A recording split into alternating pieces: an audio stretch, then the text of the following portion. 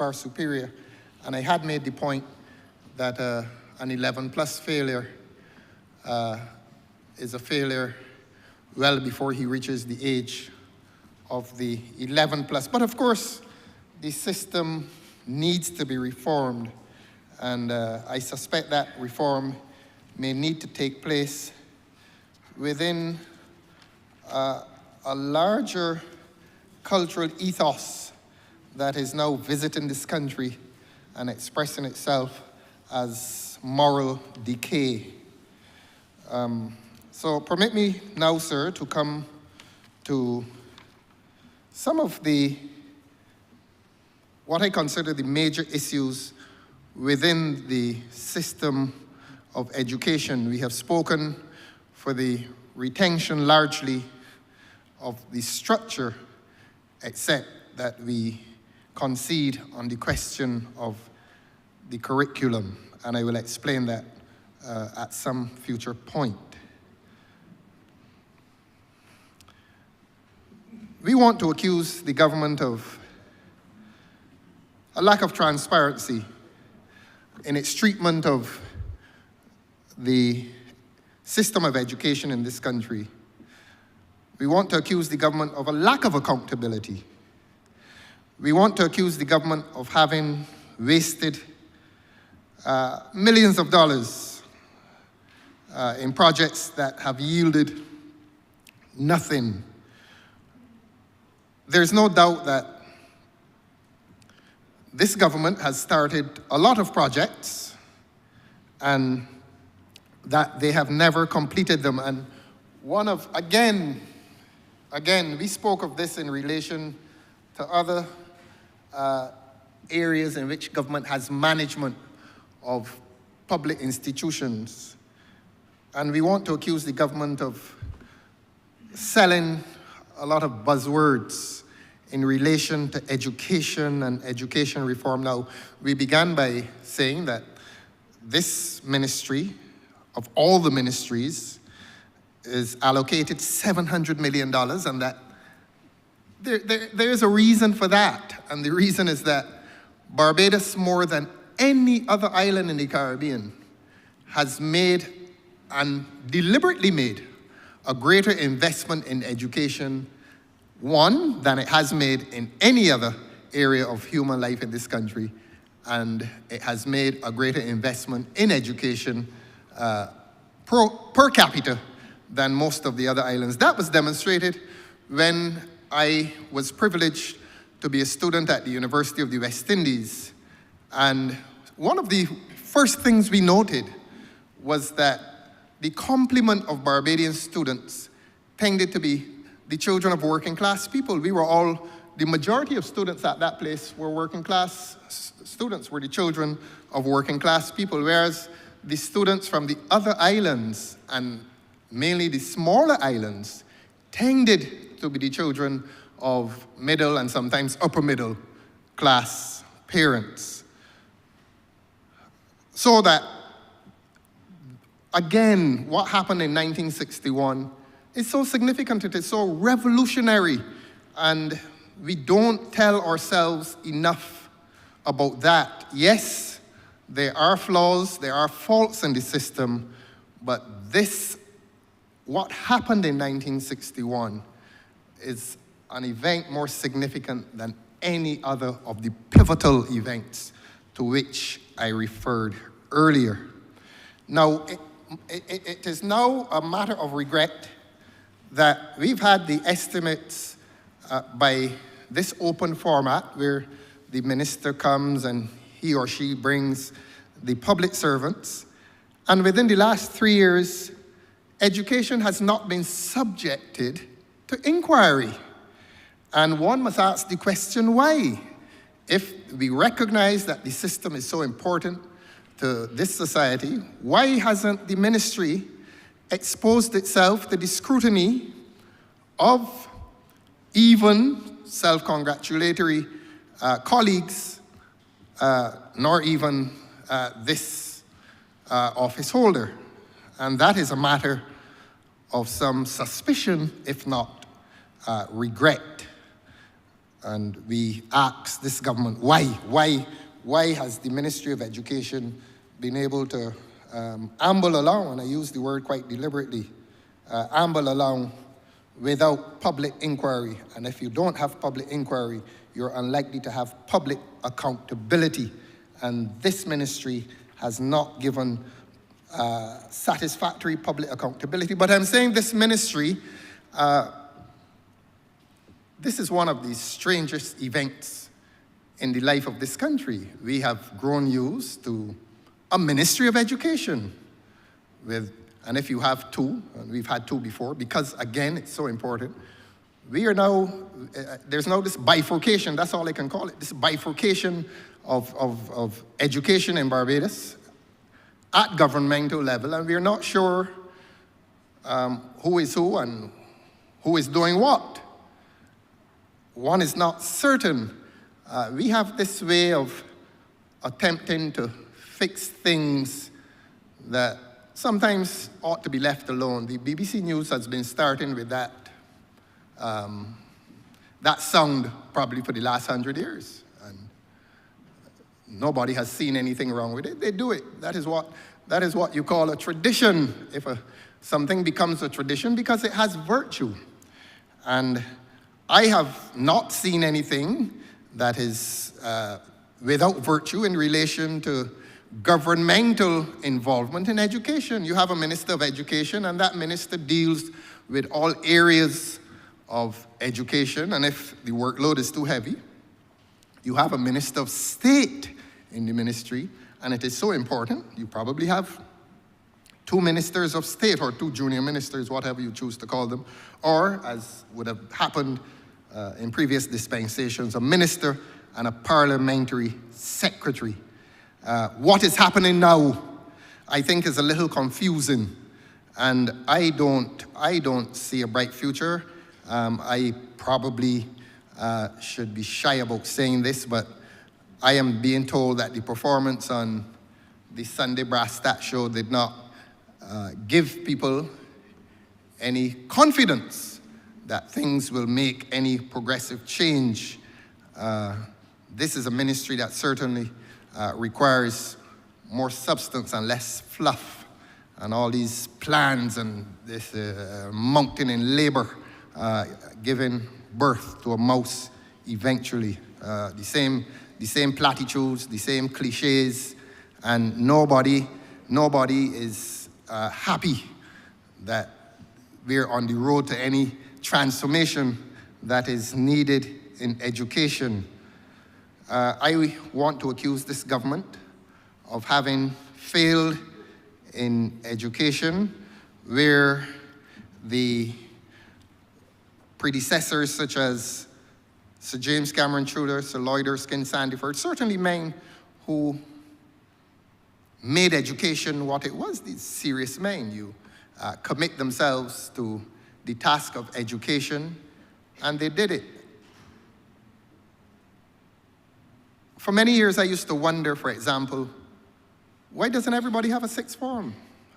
I mean, that was such obvious discrimination against bright people. You reach fifth form and you had to be scrambling all around trying to get into a sixth form school, and sixth form schools by definition had a greater prestige.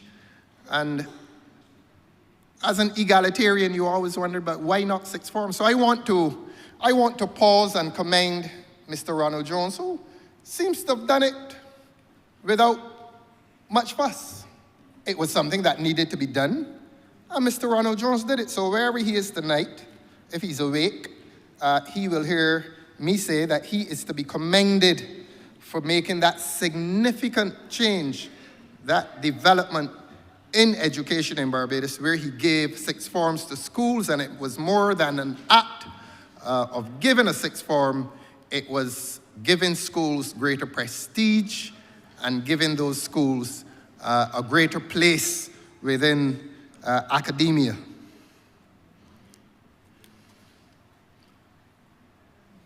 You will forgive me, Your Honor, if I say something about edutech. The people who have been in education for the last 30, 40 years do not ever regard edutech with much fondness. Many of them feel that it was too expensive. I mean, $500 million at that time was a lot of money. And while there may have been some limited success, nobody working in that edutech system was able to come away and describe it as a resounding success. But that is a cliche, and I don't like using cliches. But was it successful? Is the jury still out on edutech? What has it done? Maybe the revolution in these iPhones and so on are doing more for our children's education technology than the $500 million did back in the 90s and early 2000s. We cannot say that it has been an overwhelming success, although, of course, technology is so much more efficient now, so it is probably easier to adapt to, and still we say that perhaps the $500 million may have been better spent. Edutech, I cannot say to this country, has been a success. But that is to look back. And we often look back for the sake of making our look forward more rational. And we want to be guided by models of success. And edutech, I don't think, has been a model of success. But we come to this thing, transformation. One may want to accuse the government of a buzzword, transformation, and education transformation. And what are we doing with all these transformations? What really are we doing? I will tell this public what the government has been doing. The greater transformation has occurred in the changes of ministers, because in 6.5 years, this government has had 4 ministers and 1 parliamentary secretary. Now, that does not speak well for stability in government. That does not speak well for a ministry as important as education. What was happening in government that caused this government to employ 4 different ministers in such a short space of time? I grew up, and everybody knew, we used to call him Mr. Sandiford, was the education minister, and there was a certain permanence, there was a certain stability. The lack of permanence and the instability in education reflects itself in these multiple persons temporarily populating the offices of such an important ministry and rotating through without an opportunity to settle and establish or to promote what the government lovingly calls transformation. We've had 2 directors of education reform and 2 communications consultants again. We're into that embattled area. This government does nothing unless it adorns the office with a consultant. Everywhere across the public service, there's this presence called a consultant. Nobody knows how much they're paid. Nobody knows if they work from 8 to 4 or 9 to 12. Nobody knows, but they're handsomely rewarded from all reports, and they're called consultants. So they're lucky. They're lucky. Again, this education transformation, as this government is wont to do, was started with an expensive launch and these town hall meetings and all glitz and a lot of pretty events. And that is always a sign that when you have a big party, the life after the big party tends to lack serious activity. Policies and initiatives are to be implemented, and all these promises, and those promises have been followed by nothing except uncertainty and confusion, failed promises and unmet timelines, no clear use of sharing data to drive decision-making, no clear vision or direction. Indeed, we may say to you, Your Honor, that the failure in edutech is repeating itself in present failures. I don't like calling names in here, but let me remind the people of this country through you, sir, as to the promises that were made over the last 3 years, only 3 years. Miss Denny, and I apologize if I must make her name the content of this debate, Miss Denny, Ida Mae Denny in 2022 said, and I quote, having had the common entrance for the last, I'll read that again, sir. Having had the common entrance for the last time this year, that is in 2022, we are proposing that the first set of students transitioning under the new structure will transition in September 2023. This is the important 11 plus exam about which I spoke so seriously a few minutes ago before the recess, sir. Before the dinner recess. And here was a high official. I think that person was also a consultant. Lucky person. Luckiest people in Barbados are consultants. You're getting a lot of money, nobody knows how much, but you get a lot. And I say no more on that. But here she was in 2022, telling the people of this country, the children, the teachers, and the parents, that the common entrance would be done for the last time this year, and that's 2022. The Honourable Member for St. Michael Southeast in 2021 would have told this country, and not would have told the country, the common entrance will soon be a thing of the past. That's in 2021. The present Minister of Economic Affairs, the Honourable Member for St. Philip West, well, maybe a personality trait, succeeded in saying nothing. Miss Archer Bradshaw in 2023 told the country that a proposal would be with the cabinet by January 2024. Mountains in labor. The Honourable Prime Minister, with the voice of authority in 2024, said the transformation will now begin in 2026. And so we're like Punka.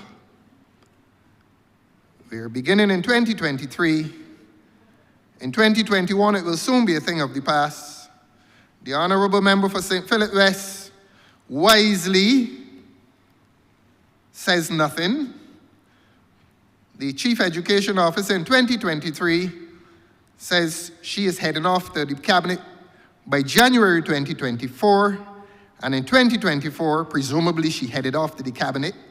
And the Honourable Prime Minister and Member for St. Michael Northeast says, okay, we're ready now, 2026. Well, that is a promise that is still left to be kept.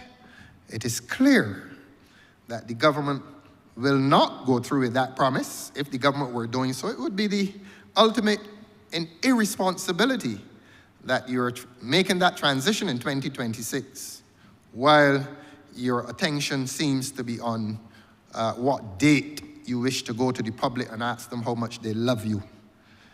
On Sunday, the incumbent, I don't know if he is senior to the Honourable Member for St. James South, or whether she is senior to him.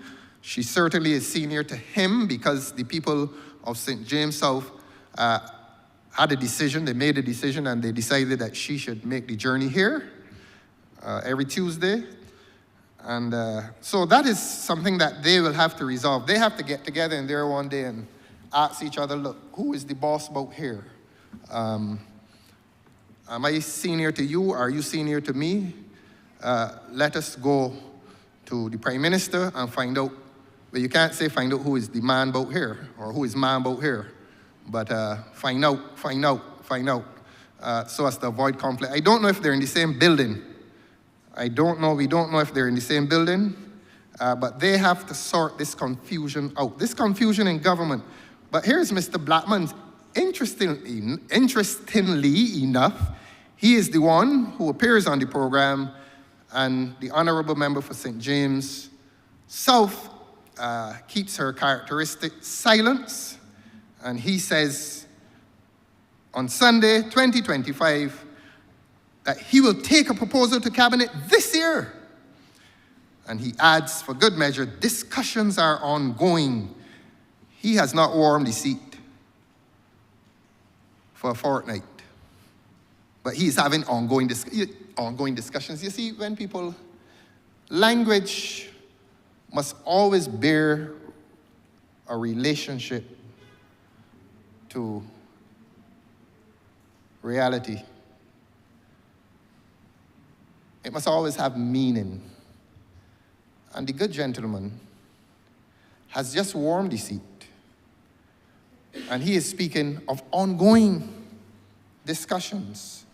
So I don't know who came to him and on went, if that's a word. But language. What are you talking about? How could you have ongoing discussions when you just went into the people's place?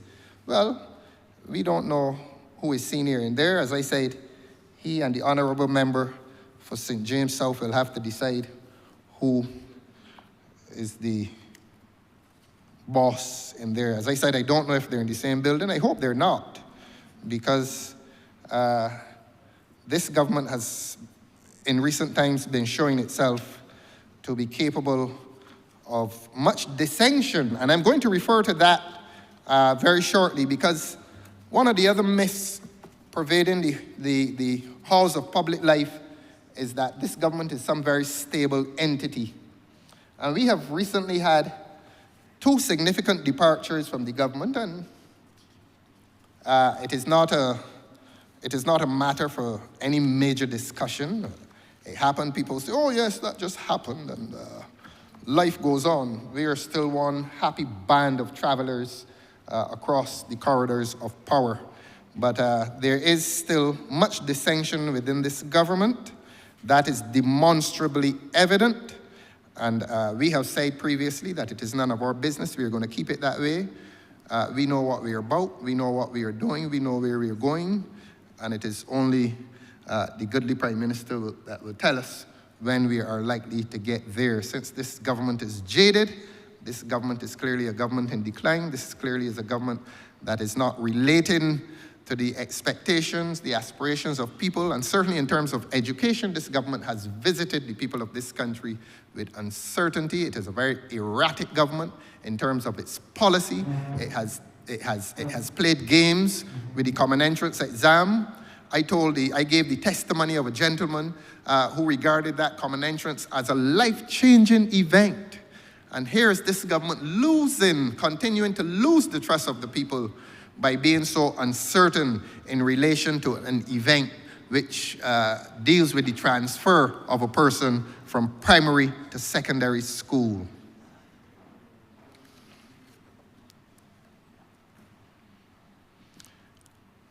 There are three. This is education, and I'm just demonstrating how this government has functioned in relation to education. And I say that this government has done more to destabilize education than any other destabilizer that possibly could have influenced the unhappy progress of education in this country. I start with this one, the Teaching Service Commission. This government promised, I think, the people of this country that they would establish the Teaching Service Commission. Has it happened? Somebody will answer. This government told the people of this country last year that effective September the 1st, master teachers will be assigned across our schools to support teacher effectiveness and improve instructional equality. Did that happen? The answers to the first two questions are no, sir. This government said that 75% tax credit for the provision of educational and life skills facilities for persons with special needs to encourage the private sector to invest in this area, and B, a 50% tax credit for the provision of educational centers for gifted persons. That is the characteristic language of the government. Very pretty. Always sounds like something exciting is about to happen. There goes that mountain in labor. There runs from its underbelly a weak little mouse. Nothing happens. So that those events to which I refer reflect government's incompetence or inertia, and often one is as a result of the other. They evidence government's inertia in relation to the project in education, and you cannot afford to fail with education, because if you fail with education, this country fails. And this country has succeeded because education succeeded. And we must understand that. But here's the fallout now.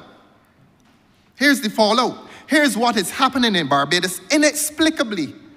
While, as I said earlier, a ministry has been populated by 6 ministers. Is that the number I gave, sir?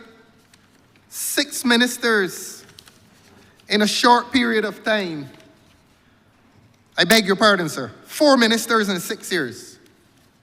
4 ministers in 6 years. And here is how education has been treated. Every week. I understand that there's one school now that closed because of rats.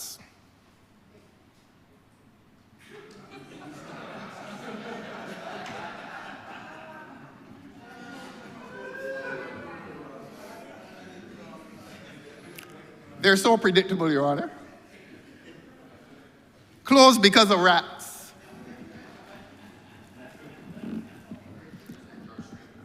Sick buildings, plants, and properties. Every day, every week. Has it ever been like this? Or did you and I, sir, go to school in conditions that we found tolerable or acceptable in spite of the deficiencies? I don't remember that Wesley Hall was without its dust on the floor, but I suppose we were more hardy human beings then and we could endure it. But people now, children now don't play as much as they used to, so perhaps they're more susceptible or vulnerable to sick buildings and that kind of thing. But every day, every week in this country, there's sick building syndrome. And I say plants, the cow-itch. How do these things happen? I don't understand it. Simple issues. And I hate to call the names of schools, but we held a meeting, a public meeting, very successful. This will distress the other side. Very successful public meeting recently. And right next to a school, in the middle of the term, the grass on what ought to have been a little play area for the children, the grass is high. This government in here came in here a few weeks ago and penalized citizens for tall grass. And government is the main offender. And I'm not going to call the name of the school because it may reflect on the principal and the senior teachers and so on. So I will leave them to live frustrated lives under the management of a government that simply does not care.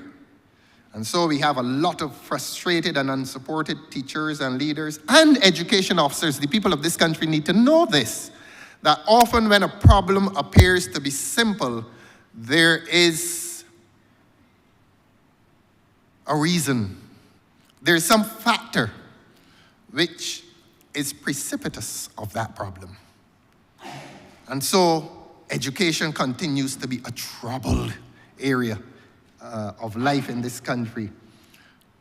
Do we know, for example, does the public know, for example, that the common entrance and CHC results are constantly declining? We have a lot of unhappy parents in this country, and I'm a parent, and I know how unhappy.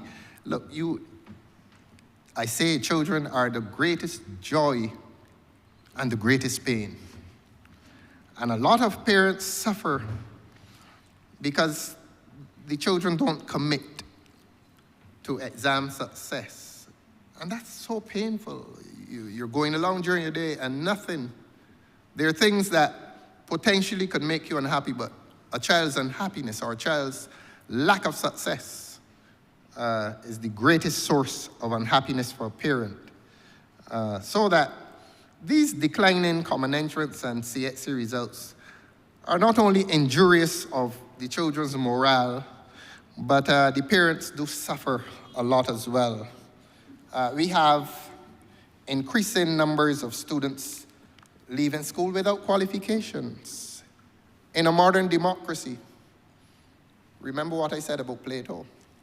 Show me a democracy, and I will show you a tyranny in the making. This tyranny has long-lasting and far-reaching effects. The tentacles of tyranny, the tentacles that sap the morale of people who are nominally heading institutions, who are not allowed to function, that tyranny will have its consequences for those who populate these institutions. And I'm not only talking about schools, I'm talking about an entire public service in which public officers, traditional public officers, are not allowed to function because there's a very happy man or woman in there calling himself a consultant, and quite often he gets $15,000 a month.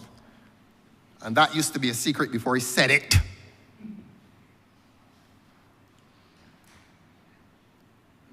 Violence in schools. This WhatsApp phenomenon would make you believe that every child at the average age, 13, 14, that they fight and pull each other's hair all day. So I hope it is exaggerated. I spoke to a young student some time ago, and he was saying, look, they really do it for the camera. But whether they do it for the camera or not, it is a problem. It is a problem that disparages an entire country, because people looking now are wondering, well, what's going on in Barbados? Or people in the diaspora must now be wondering, because they see them as well, what is happening with schools in Barbados? Where did this violence come from? And that violence, obviously, that school violence, obviously is connected to something else. The fights that take place are criminal offenses, as you know, sir. And what is happening in our schools? Have the teachers retreated? Have the teachers withdrawn? Where are the principals? Well, let me tell you where the principals are, sir. Because a man goes to bed a Sunday night in St. Philip, and he wakes up the Monday morning, start of the school term, and discovers that he is no longer a few miles away from his school, comfortable miles, that he has to travel all the way to the north of the island to assume new duties as a principal, so that you break the stability in the school. No principal can settle into a school. And I'm addressing a parliament that contains teachers, former or present, and they know, the Honourable Member for St. Thomas knows that it cannot be good for a school to have a principal assigned there for 1 or 2 years. She knows that. The Honourable Member knows that. And if she supports me, the Honourable Member supports me on nothing else, her voice will sound in support of what I'm saying, and it will not be unwitting nor accidental support. The Honourable Member, I confidently assert, supports me in my thesis, my proposition, that you cannot and must not and will not have a principal transferred from a school after a year or 2. And that you do not wake him late in the night on Sunday night and place him in a different school. You're injuring the school and you're injuring the gentleman. Why do you do this? Why are these simple mistakes repeating themselves in education? Nobody knows why. Nobody knows why, sir. But that is how the government is functioning. Is it in keeping with the government's behavior of favoritism? That there's no space in this government for merit? That somebody got to like you? And if somebody says that they want to be at X school, they have to be there and dislocate the children and dislocate the teacher and upset the culture, because every principal is responsible for a culture that emerges in the school. His style and content influences. Perhaps he may like cricket, may like sports, and you put him in there, and 3-4 years down the road, he has a successful athletics team, a successful cricket team. That's how it happens. It starts with an influential adult. And that is no high philosophy. Everybody knows that. So that we're calling on this government to stop this arbitrary practice of just dislocating principles and scattering them across the educational system as if they're draftsmen on a board.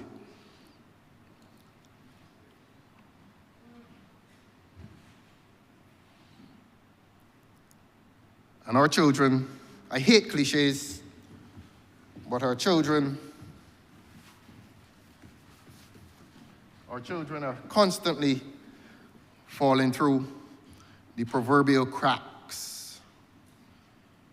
And I go back to the brass tacks program. I'm not focusing on the goodly gentleman unfairly, but if you occupy this high office and this important office, there must be some gravitas. Display your mettle. Say who you are, what you intend to do, what is your worth, what is your value. Demonstrate that you're not there as some personal favor. And I'm told that after 2 hours and 15 minutes of an appearance on a radio show, I am open to attack, no problem. I got it on the night that I spoke in here, and the whole of the next day, I didn't listen to one of them the next day, but I'm told that there was a festival of abuse the next day. Everything you could find. Well, I thought I was on my way to prison. Then they told me the things that were said. I said, well, logically, one of them next time I come here will do a citizen's arrest and hurry me off. But I hope this gentleman does not similarly believe that this is any personal attack. But when you occupy this office, demonstrate some competence in the office. And I want to say to Dr., I think her name is Dr. Reed, that it was an abuse of power that took her out of, that disturbed her ambitions in St. James North, but that is to digress. You see, people think that corruption is just about putting your hand in a cookie jar. As I've said before, corruption is an abuse of power. And this favoritism that this government continues to practice, even within its walls, is evidence of breakdown. That's why the ministers are here now treating each other like strangers. And that is to put it mildly. But we're on education. And I have digressed. What is missing, sir? Missing from education is an inadequate collection and use of data. Nobody's doing that. There's insufficient intervention at early childhood and primary level. We've been saying that certainly during the course of this address, that nobody knows what is happening to these children in early childhood and at the primary level. This is an extremely difficult society to live in. We lived in a society, there was less technology, there was less of everything. There were less material goods. We lived in an environment of values. These children live in an environment of materialism. Everything is around them. And the greater the materialism, ironically enough, the mind and the soul remains deficient, disconnected, disjoined from good values. And that is what the children have to endure, sir. And we don't have, or if we do, we have too few people at the primary level paying attention to the difficulties that confront the lives of children. This one is serious. Over-politicizing of the decision-making processes. A school and a primary school is not a battleground nor even a playground for politicians to be manipulating people. Government, let the professionals run the thing so that there is political destruction being wrought in primary schools as there is political destruction being wrought in the police service. And I will come to the police service. Let us stay with the schools for the time being. These are serious problems, Your Honor, that are developing within education because the long tentacles of political managers are interfering with progress and development. And where there needs to be an intervention that is positive, the schools are not getting it, the children are not getting it, and there's much suffering. Why do you think the children behave in the way they are? Neglect. No value systems, no values tuition, no moral tuition, no expertise present. And as I've said, a lot of the professionals, teachers I suppose, are in retreat. And they tell you that the children are bringing the habits into the school, that the schools are not creating it.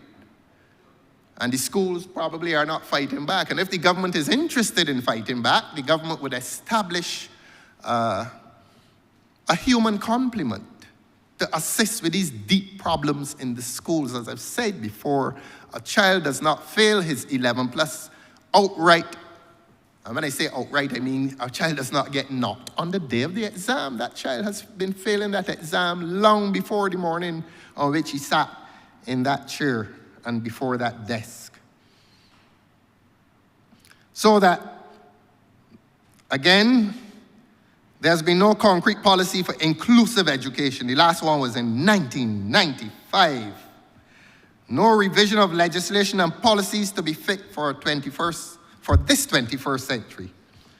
You have an ineffective, top-heavy Ministry of Education structure. We have a word in Barbados, McGuffey. McGuffey's all over the place. Everybody is a McGuffey. Big titles, consultants. And when the public goes into rebellion, you callously rid the place of the consultant. Not to be heard from again. No real, practical, genuine consultation with stakeholders. As I said earlier, one day, a teacher told me one day, well, they called her and told her come up to the University of the West Indies, sit down under a tent, for them to tell her what would be the future of the 11 plus. And they went up there and they sat down and everybody looked at each other. And we are where we are now. No integration of education with the other social sectors. That's the point I hinted at earlier. And I came up in a tradition, as did you, sir. There was a marriage between the church and the school. Indeed, my first school was in a church hall, Grace Hill, Moravian Church on Sundays, school during the week. Roebuck, that's your school, sir. Church on Sundays, school during the week. And it was more than that institutional connection, values. And I was telling a colleague of mine recently this week, very healthy discussion, that the schools used to start almost with a church service. With a church service. I'm no expert on schools, but is that sacred moment still existent within our educational system? Are we ashamed? Are we ashamed of religion? And some people may resist religion, but are we ashamed of our belief in the existence of God? And if we cling to that belief. We bring a chaplain in here every Tuesday, and that is religious, and that is Christian. And if that is the case, do we do it as a ritual, or do we do it with meaning? And if we are not doing it, what message are we sending to our children? That when we tell them about our school experience, and that it has made us into reasonably good people with our sins, our faults, our shortcomings, and that their lives are so different, how do we justify this changing paradigm in which we do not feed the souls of our children? And if it is happening, I'm happy. And the school at People's Cathedral will not mind that I say that I was extremely impressed driving in one day and seeing what looked like a real church service, and the children were in there with the adult members of the church. And I thought, this is such a beautiful start to the day. Such a beautiful start to the day. It must have impacted. I learned my Anglican hymns, not from an Anglican church because I'm not an Anglican. I learned my Anglican hymns and loved them from secondary school. Absolutely loved them. It feeds your soul, sir. What is happening in the schools now? Anybody knows? I certainly don't. But I hope that our children are being encouraged. And I hope that the institution of education is being encouraged to restore the place of spiritual engagement. People are afraid of the word religion, of spiritual engagement, even if it is ethics. There's a place for values in the schools. Another thing that's missing, no robust technology infrastructure, no policy or training, no sustainable long-term planning. These are all problems within education. Let us come to some specifics. I believe that the government has boasted that Alma Paris will be restored. Alma Paris has been problematic because there has probably been no testing to determine the needs and causes of learning deficits for appropriate interventions. The master teachers so promised no clear role, no clear plan for deployment. Safety officers and counselors, not enough across all the schools. Would you permit me, sir, to disclose that when the government recently decided to put security officers in schools, we thought that it was going to be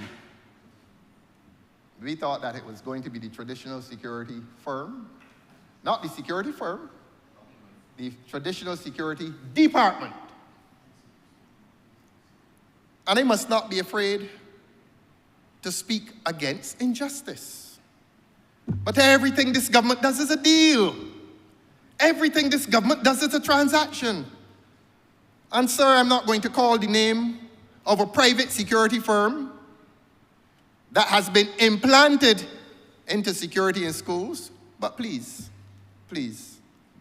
government, stop wasting money on private security firms and spend the traditional amounts on government security guards. Everything is a transaction. Every institution is contaminated by a deal, by a transaction. If that is wrong, if my information is incorrect, I will apologize. But I'm not about to apologize unless I hear that it is incorrect. And I am persuaded that my information is correct. That you are augmenting the resources of friends. Again, I say, when you could have had the traditional government security guards, who, as you know, sir, from the situation in the courts, the government security guard offers a different temperament, a different relationship. He or she sees himself or herself as permanent, and they almost become a part of the institution. The private firm does not have that perception of the place. It's another contract. And you may be shipped off to another school the next week. And all these things infect the institution of education, contaminate the institution of education, but we don't think of this because making a deal with a friend is always more important with this government. Get vexed with me. Teacher training. No curriculum reform or technology in place to use skills learned. Have to be retrained. So a gentleman or a lady gets trained, he sits there, he stagnates, nothing happens, and the training goes. The effects of that training dissipate, and he goes back to who he was before. Digital literacy / robotics. No tertiary accreditation, no path afterwards, no decent internet or digital tools in schools. 30 years after EduTech. 30 years after EduTech. No decent internet or digital tools in schools. And we walking around here claiming that EduTech was this massive success. And some schools cannot have a decent internet or digital tool.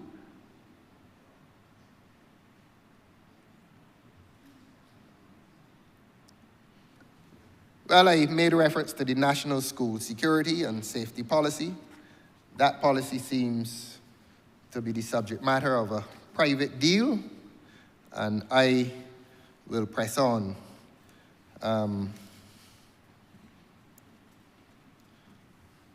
Life in education has been disastrous. A lot of damage has been done. 4 ministers later, and what we heard on Sunday does not give cause for hope and optimism. Hope is based on faith. Optimism is based on the evidence. We have no faith and we have no evidence that things are likely to improve in the schools anytime soon. I will end by reminding you, sir, that, as I've said, the child who fails the 11 plus was always failing. There's insufficient intervention at early childhood. There's insufficient diagnosis. There are not enough counselors. A counselor used to be a new thing to me. When I was at school, the teacher was everything. Counsel, do everything. Flog you when they feel like. Counsel you when they feel like. But the secondary schools are following the same model as the primary schools, unhappily. And there are specialist teachers needed in this new age. It is not happening.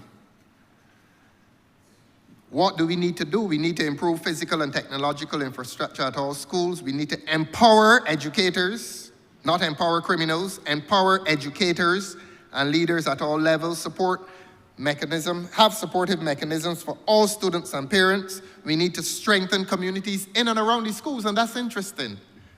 We do that because traditionally there was an organic relationship between the school and the communities. The simple act of having a youth club in those good old days, and the president of the youth club or the secretary would go to the watchman on Friday night and ask for the keys, and you became a part of that building, and you return the keys, and eventually you established a good relationship with, we call them headmistresses then, or the headmaster, and that revealed a true organic relationship between the community and the school. And eventually there would be some drive to clean the school, and the club would clean the school.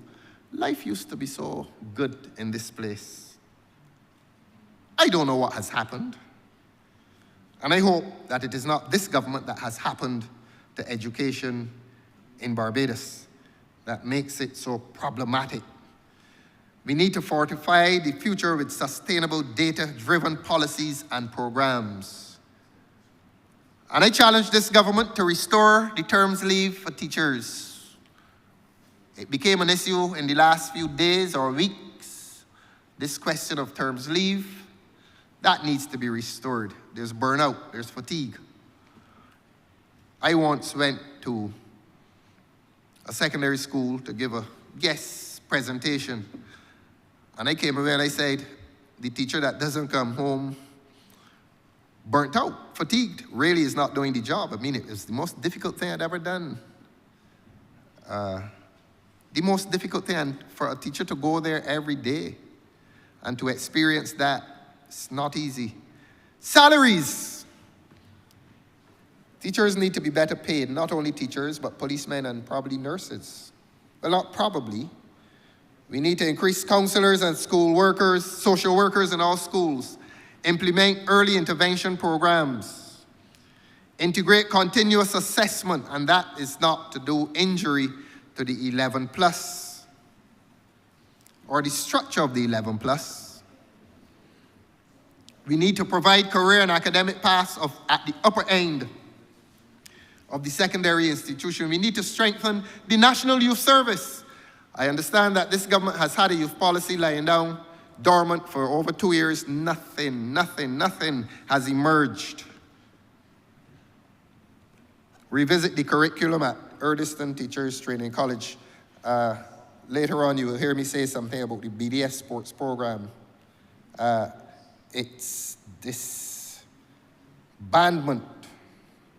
has been a major mistake made by this government. And so, Your Honor, those are my submissions as they relate to education in this country.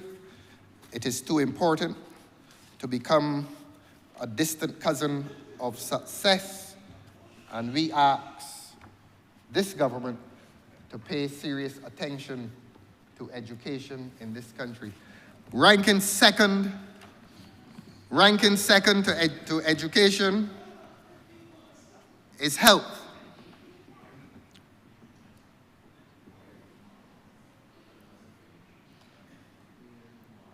Government's expenditure on healthcare has declined over the years from $347.7 million in 2012 to 2013 to $327.7 million. Can we imagine that? Can we in Barbados imagine that the allocation to health has declined? This continued decline in the government spending on healthcare, by and large, underscores the constant outcry by the public about the quality of healthcare delivery in the country. In short, people are dying in A&E. And people are dying in A&E because the system there is deficient. We don't blame the people who work in A&E. We blame those who have designed the system. And so the crisis at the Queen Elizabeth Hospital needs to be resolved. The QEH remains overburdened with patients forced to wait days for treatment due to administrative problematics. That's the way I would put it. And despite the government's repeated promises, healthcare delivery continues to deteriorate, with Barbadians paying the price for the administration's failure. The price of that failure is death. I am hearing too many reports of people dying in A&E. People used to die with dignity on the ward, or they were sent back home and died there. Why are so many people dying in A&E? Why is there a problem that can be fixed that is not being fixed? I am standing a few feet away from the junior minister in health, and I would hope that he would devote some of his time that he is allocated when the time comes to tell the people of this country, using his privileged position since his senior minister is in the other place, but ironically a part of a duumvirate. His senior minister is the second most powerful person in this government. I have said this last year, I'm saying it again. That is one of the ironies of government in this country, that the second most powerful person in government is a senator. And when the reshuffles are coming, people are beating down his door asking him, save me, save me, save me. I don't wish to go. and he talks to the person in charge, and their lives are saved.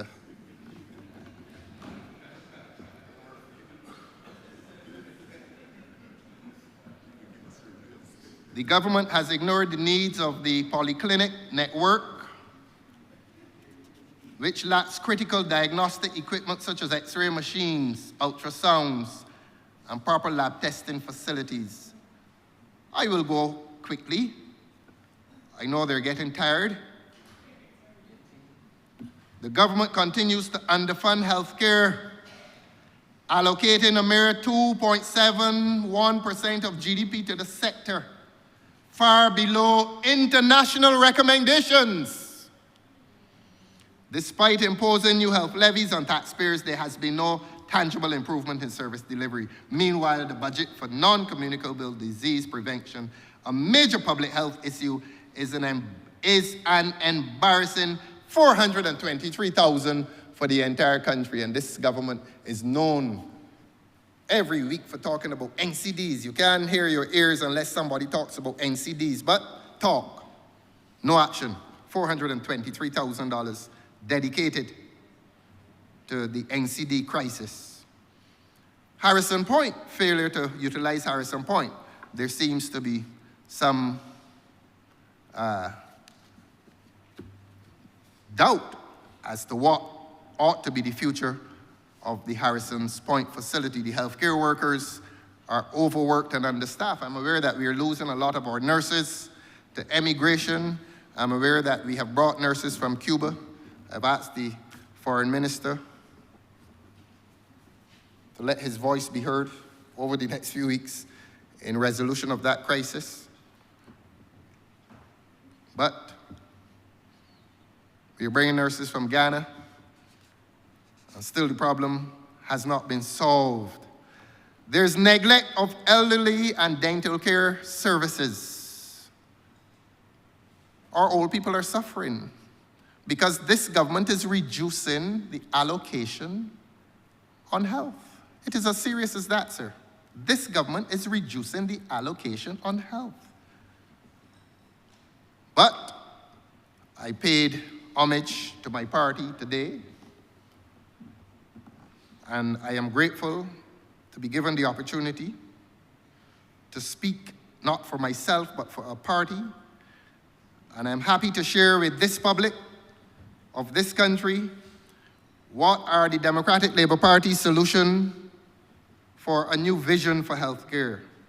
That there will be proper investment, and by that I mean not only financial but manpower, human power investment in healthcare to at least 9 to 11% of GDP to meet the needs of the population. The figure that I referred to earlier, 2.71%, is woefully inadequate.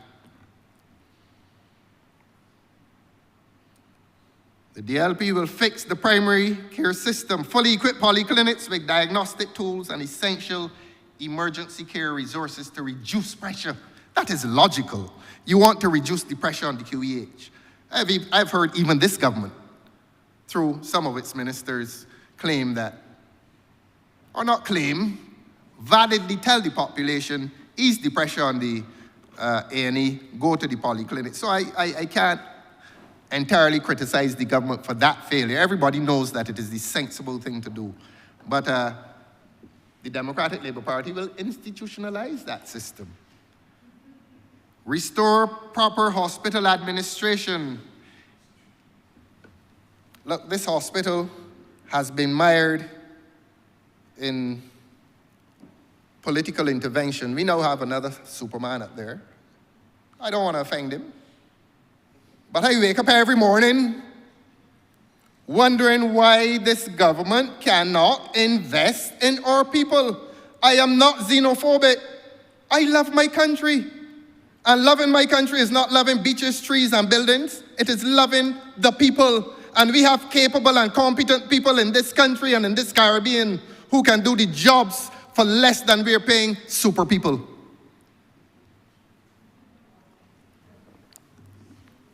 Yes, the people of this country are entitled to indignation.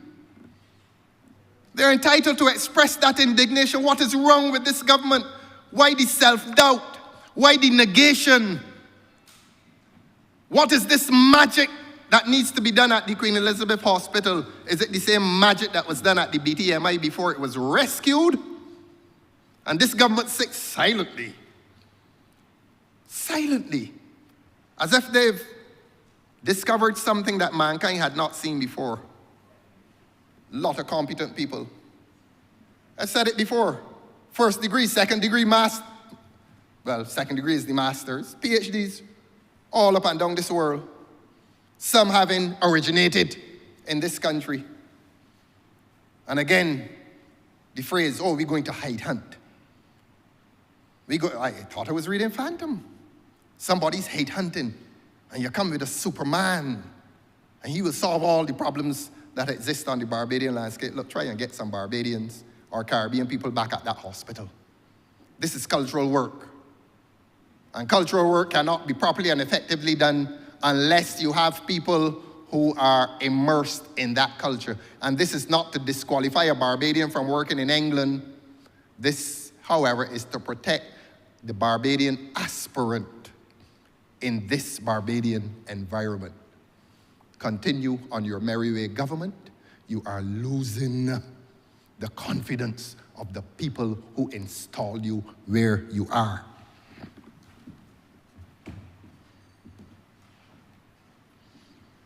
As we said, we are going to make Harrison Point work for Barbadians. Convert Harrison Point into a secondary hospital to ease the burden on QEH. We are going to expand the wellness and preventive care, increase funding for non-communicable disease prevention, implement community health programs, and nutrition education. The Honourable Member for Christchurch East Central spent some time yesterday on nutrition. I applauded it, but when it became the central feature of the budget, my applaud ceased. And that was not literal applause. I commended quietly any initiative that is aimed at promoting good nutrition. We are joined on that. And a Democratic Labour Party government will strengthen elderly and dental care services. There's a lot of suffering, you know. When old people have problems, dental problems, they suffer very badly. And we will ensure proper funding for geriatric care facilities and expand affordable dental services. There's a time for change. There is a time for change. And I'm not speaking of the general change. If it is God's will, that will come. If it is God's will. But there's a time for change within the health system that safeguards the well-being of the old people in this country. We must not discard them to inefficiencies in health. Let us protect our old, vulnerable population. Permit me, Your Honor, to come to this thing called international business. And I have something to say on it. It's going to be very short. Going to be very short. The public does not know that international business, the presence of international business is responsible for at least 65% of the total taxes collected on incomes and corporations in this country. It's as important as that. And we have a duty to protect it. And I wonder sometimes if we are doing enough, or if the government is doing enough to protect it. At least 95% of the companies involved in international business are from Canada and the USA. And I urge the Honourable Member for St. James Central to find himself traveling less and attending to that emerging crisis between Canada and the USA. There may be implications. There may be implications. And I've already given notice of the rumblings that we are about to lose a significant presence of an international business from this landscape.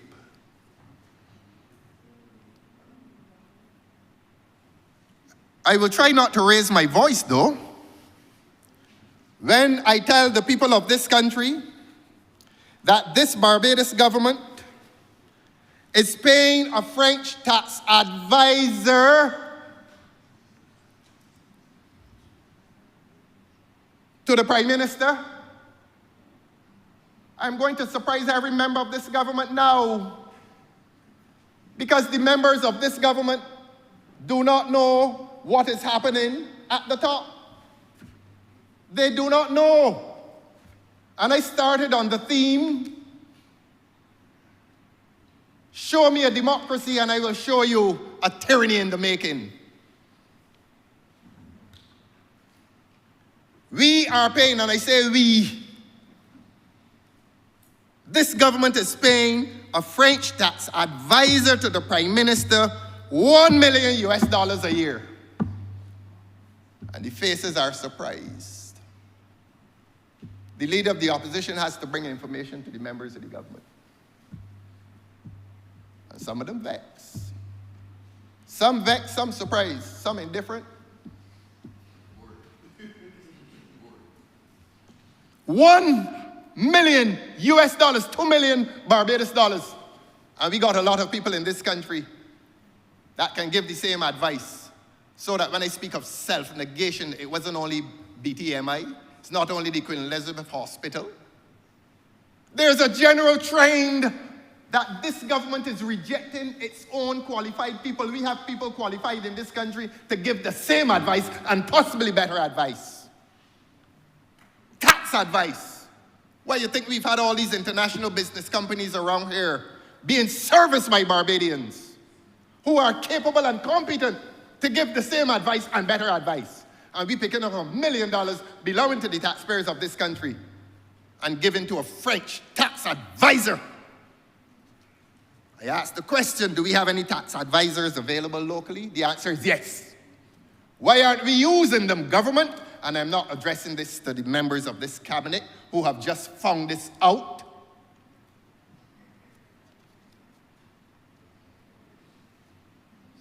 They are as upset as the rest of Barbados. But it does not mean that the rest of Barbados will save them. Because as a cabinet, they become complicit. It is called collective responsibility, and every member of this cabinet is now collectively responsible for the fact that we are paying a French tax advisor $2 million per year to do something that a Bajan can do.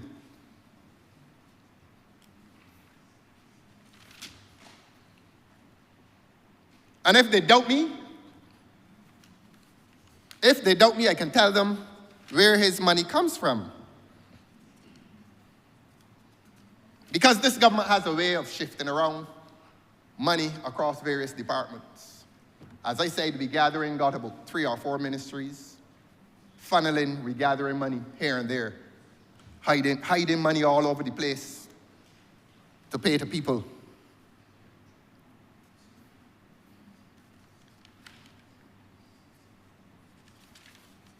I will educate this government, the members of this cabinet, further, and tell them that the $2 million paid to that French superman is paid out of Invest Barbados.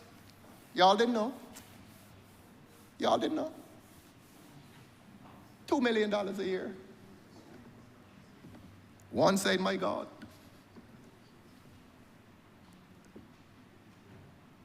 And he has an Italian consultant who is paid to write the legislation. So we have a Frenchman advising the government.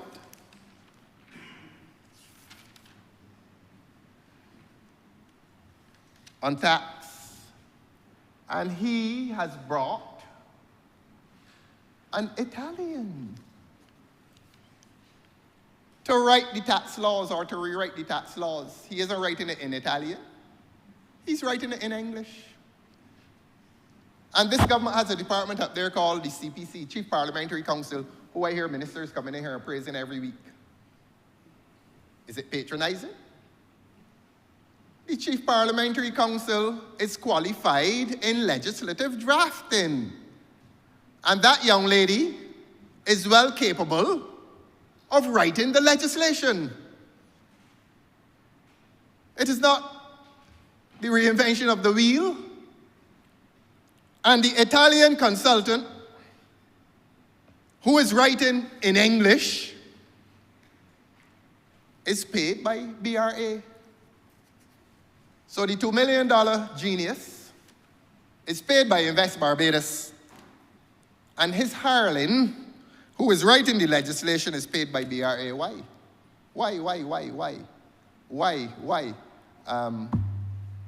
Why are we meandering our way through various government departments to pay bills when those bills ought not to be paid in the first place? When we can find a Caribbean person or a Barbadian to do what they are expensively doing, presumably on the behalf of the public. We have a complement of tax advisors in this country.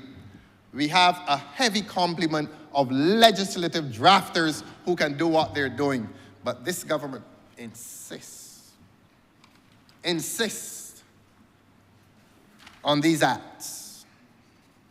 Well, let them continue. As the old people say, let them do and do till they can't do anymore.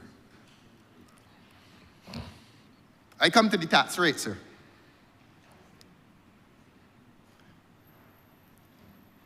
The government moved the tax rate from 2.5% to 9%, and that resulted in the flight of some of the companies. And that, of course, further resulted in job losses. Let me say something about energy, though. And I said here today that the fourth of Du Bois's questions asks about courage.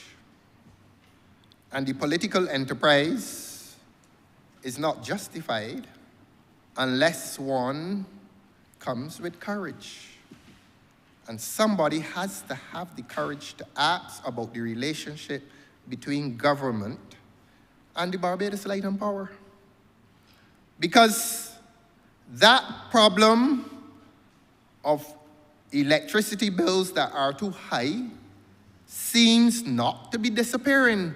And I have previously made a reference to an estimates debate in which I asked a former energy minister, can we expect cheaper electricity bills? And he paused and said, that is the intention.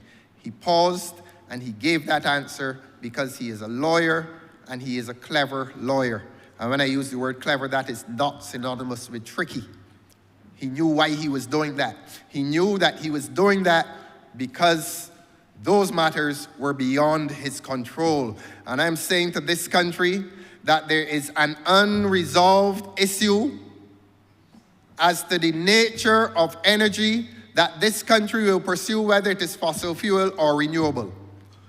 And that the government's relationship with Barbados Light and Power seems unable or unwilling. The government, in its relationship with Light and Power, seems unwilling or unable to reach a situation in which the government can negotiate a better deal with Light and Power. But of course, it is open to the government to say, well, look, we don't. We have a Fair Trading Commission, and it is the Fair Trading Commission that sets prices. But as I said in here a few weeks ago, while the Fair Trading Commission sets prices, the government in its sovereign power as cabinet, an arm of the state, sets policy. And that policy may touch and concern the Barbados Light and Power. The question then becomes, is government doing enough in its relationship with Barbados Light and Power insofar as policy is concerned? Is the government doing enough to protect and defend the interests of the consumer, or is the government partial towards Light and Power? Simple question. Simple question. Government is here to represent. I told the Honourable Member for Christchurch East today something that apparently he did not know. That when he is in here, He is a member of parliament for his constituency. And he did not know that. He thought that he came in here because he's a member of cabinet. Well, somebody hold him quickly and tell him that he goes to cabinet because he's in here in the first place. Please hold him and tell him.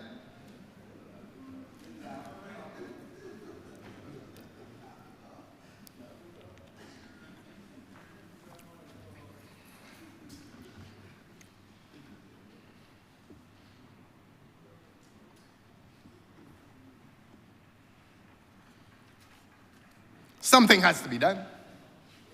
Something has to be done in terms of electricity prices. They're too high in this country. Too high.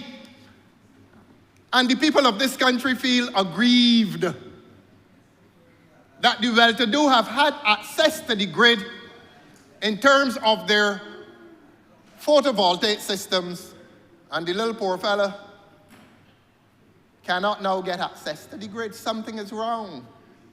And from the mouth of the member for Christchurch East Central yesterday, there's some new company that will be established, I presume and assume, to sell electricity to other persons outside of Light and Power. I don't know for sure. But what I know for sure is that this government brought legislation here a few months ago to remove CAIPO, C-A-I-P-O, that's the acronym for Corporate Affairs and Intellectual Property Office, to corporatize what was previously a department of government and to make that a separate entity, which will be run by a board and a CEO. And at the time, I asked the government to explain for the people of this country Section 8. I never forgot it, Section 8.1b of the legislation. I've never seen or heard the likes of it. And Section 8.1b of that legislation said that a chairman of that entity, I think they call it Business Barbados, a chairman in relation to the management of contracts may remove the management of contracts from the CEO and the senior staff, take that contract unto himself or herself, and deal with it. So that when I use the word corruption, people thought that I was talking about stealing money. I am talking about the abuse of power, and this institutionalizes the abuse of power. That you allow by legislation a CEO to enjoy the discretion of removing executive powers from a CEO, taking those executive powers unto himself or herself for management of contracts. You know what management of contracts involves. Money, hiring people, hiring contractors expensively. So the CEO is out, the board is out, the chairman. I have never seen legislation like this, and if it exists, please show me the precedent. This should not happen. What kind of contract will you have there that the chairman says, give me this one. I want this one to deal with. The people of Barbados need to start to understand how this government is functioning in relation to its public entities. That not only is there wastage, but there's leakage, and that the wastage and the leakage now becomes institutionalized by legislation. The utilities regulation legislation. The utilities regulation legislation is that legislation, as the word implies, as the phrase implies, regulates utilities in this country, the light and power and the telephone and the water. The one of greatest importance, obviously, is light and power. We've had in this country a very successful history of the telephone people having their prices controlled. Prices have actually dropped. When cell phones first came out, you were paying, I think, $2 a minute. That doesn't happen anymore. People pay a fixed thing, and There's no mystery or magic to cell phones any longer. But the Light and Power remains, as the name implies, a very powerful entity that is fixing rates, except that they must refer the fixing of those rates to the Fair Trading Commission for review, so that if they want to increase, they must go to the Fair Trading Commission. But this government changed the legislation not once but twice to give the minister discretionary power to determine whether matters of rates increases should go to Fair Trading Commission. It was an intervention. A minister now becomes the interloper. The minister now becomes the quasi-judicial body that is capable of influencing electricity rates, utility rates. I focused on the electricity company. That legislation pertains across the board to all utilities. The point I make is that the government has found itself on a trajectory by way of amendment of legislation that now gives the minister greater power in relation to utility rates. And that has great importance when it comes to electricity rates, which everybody in this country knows are too high. That's an objective criticism. Electricity rates are strangling households. Electricity rates are strangling businesses. And businesses, obviously, in pursuing the profit motive, will pass those high electricity rates onto the consumer, and therefore, the electricity rates will drive inflation. The electricity rates are at the heart as a driver of inflation. It is not only tariffs, duties, and taxes at the border, but the electricity rates, they remain a Damocles' sword around the necks of the people of this country. And when I say the people of this country, both corporate and human, and something must be done. Some resolution must be found in relation to high electricity rates. Some resolution has to be found, and no government can maintain its credibility. No government can call itself a worthy government unless it can influence by way not of judicial intervention, but by way of policy. Work something out. Work something out that will help the consumers in this country. We are not asking to impoverish Light and Power, but we want to strengthen consumers. We want people to pay less for their electricity bills. And we thought that renewable energy was the way, until we discovered that the technology is not as we, in our naivety, thought. That the sun shines on your photovoltaic system and into the house, so you can turn on the lights and run the fridge and the air conditioning until the Messiah returns. No, it is not like that. We discover that there's something called battery storage, and that you have to store the energy that you get from the sunlight. And we discover that the grid at Light and Power is full, and that some people who invested in photovoltaic systems, or who thought to invest in photovoltaic systems, cannot now so invest. That it is futile. That, as they told Mary and Joseph, there's no more room in the inn. And the stable of inflation is oppressive. It is most oppressive. Something has to give. Something has to be done. Are we as a country going to commit entirely to renewable energy, or do we risk fossil fuel upon the eventuality that it will become cheap or cheaper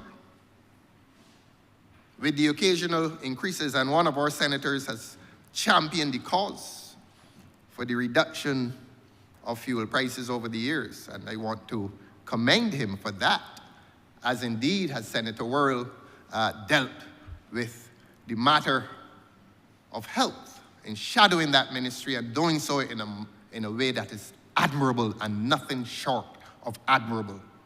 But where's the consumer in relation to high electricity bills? And as I've said, the consumer is both corporate and domestic, corporate and human. Nothing seems to be happening that is in the interest of the consumer in this country.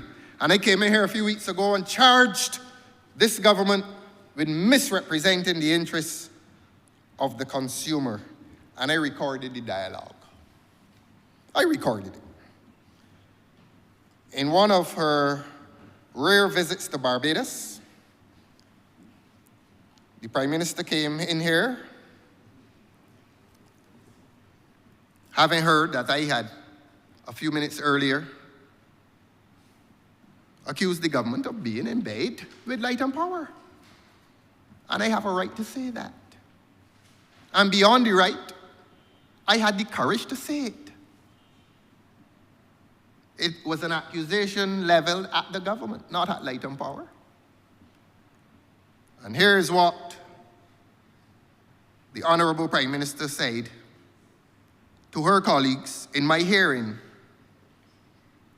Tell me, I quote, tell me, and I don't, in fact, I'm going to ask him. I remember it well, it's on the video, there is a video that went around Barbados. Standing between the honourable members for St. Michael South Central, I think, and St. Peter. Yes, right out there. Tell me, in fact, I'm going to ask him and put him to the point. A government that is embedded with Barbados Light and Power would got the Light and Power waiting for a license for 6 years. Now that was very interesting. And I think the Honourable Prime Minister knew that it was very interesting. And therefore the Honourable Prime Minister knew that she quickly had to add, as we follow the law and the processes. Now, when we deal with the first portion of that sentence, a government that is embedded with Light and Power would got Light and Power waiting for a license for 6 years. Is the grant of a license a punitive measure? Is it? Does this government function in a punitive way when it comes to the grant of licenses? I will move on to the second question that the learned and Honourable Prime Minister asks. A government that is embedded with Light and Power could got Light and Power waiting for a decision or a rate increase that it has not had in over a decade. It doesn't even make sense, said the learned and Honourable Prime Minister. That second question reveals so much. I repeat it. The Honourable Prime Minister was asking me if a government that is embedded with Light and Power could have Light and Power waiting for a decision on a rate increase that it has not had in over a decade. The government does not. The government is not responsible for giving decisions on rate increases. That is the legal responsibility of the Fair Trading Commission, unless, of course, the Prime Minister was unwittingly admitting that, or saying, I'm not going to say admitting, unless the Honourable Prime Minister was saying by implication that the Fair Trading Commission is subject to political influence. And I hope the Honourable Prime Minister was not saying that. But the Honourable Prime Minister asked me the question, could you say reasonably that I'm in bed with them and the government has them waiting for a decision on a rate increase? It is not the government's function.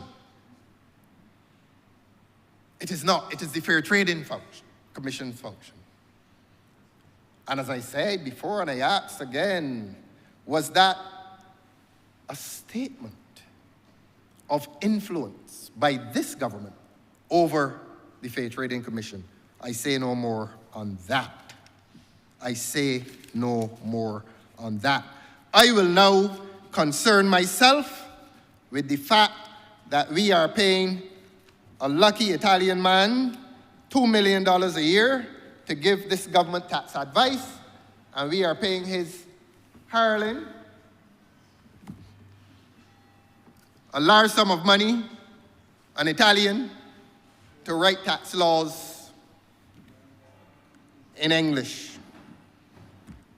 I will be very brief on foreign affairs and foreign trade. And because I'm brief, does not mean that I will be anything other than brutally honest.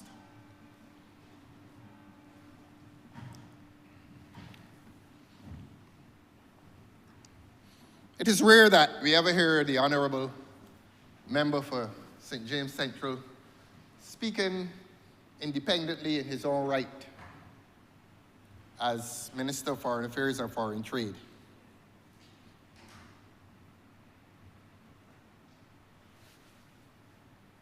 I dare to call him the de jure Minister of Foreign Affairs and Foreign Trade. He's de jure.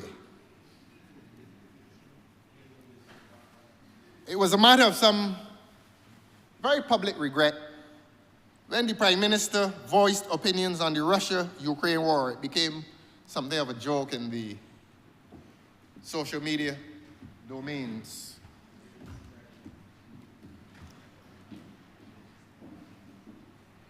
And it was a matter of some public regret when the Prime Minister unnecessarily voiced opinions on the crisis in Gaza,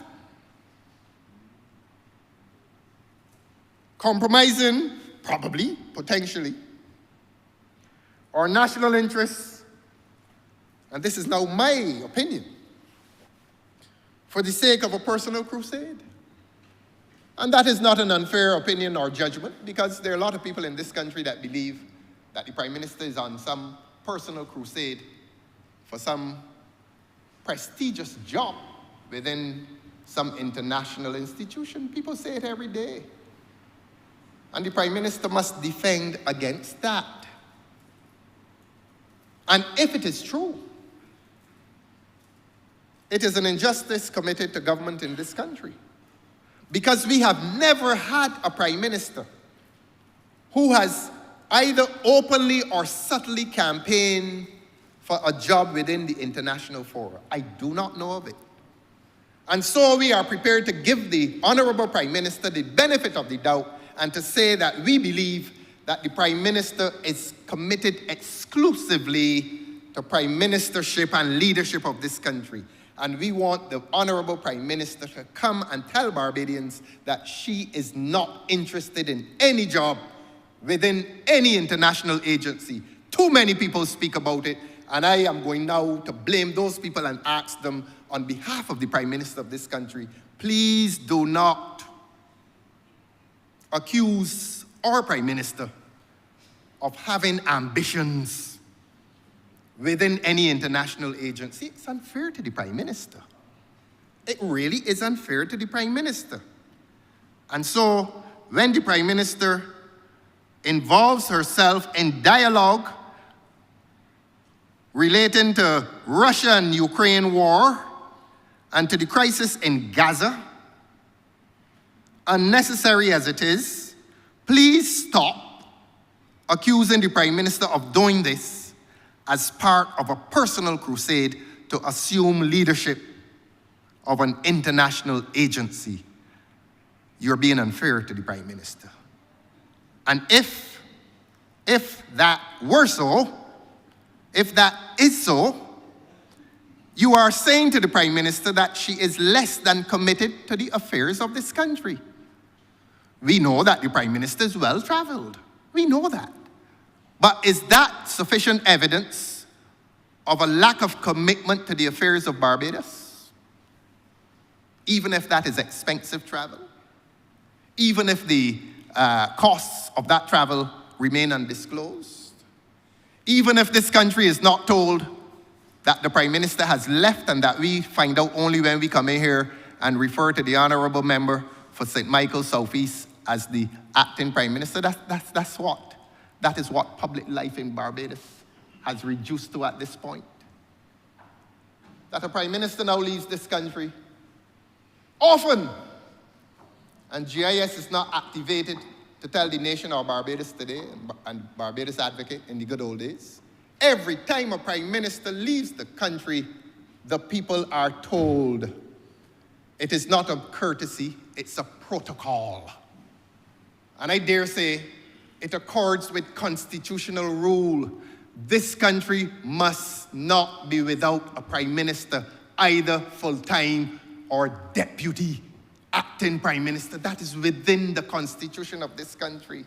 So that when we have a prime minister leaving the country, and the people are not told, you are putting constitutional rule at risk. The people of this country must know who is the prime minister every minute of every day. And we don't have to come in accidentally to Parliament to find out who is prime minister.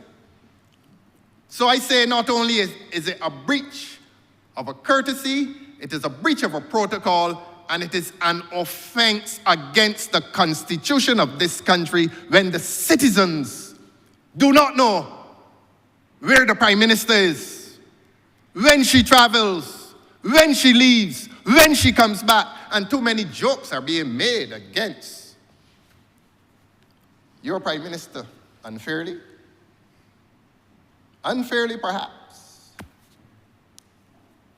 because of these travels. But if there is any blame that the prime minister must take, please tell us.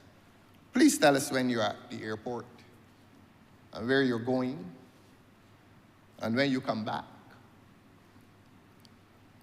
and what you brought back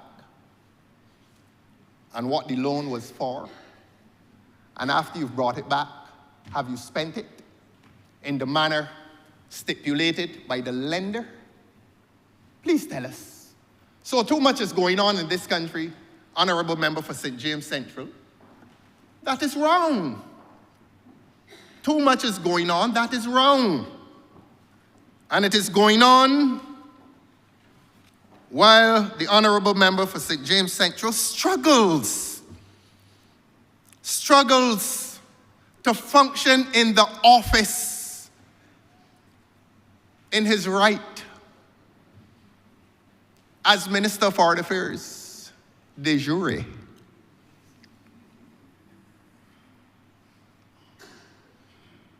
But here's what we want to hear from the Honourable Member for St. James Central.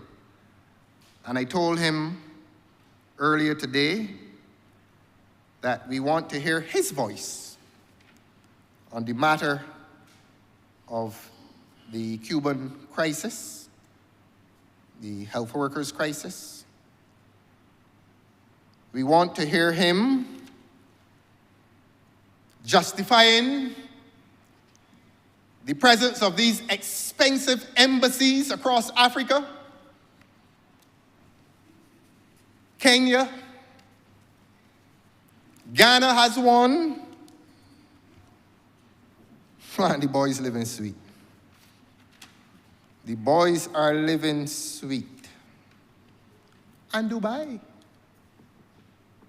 And Dubai.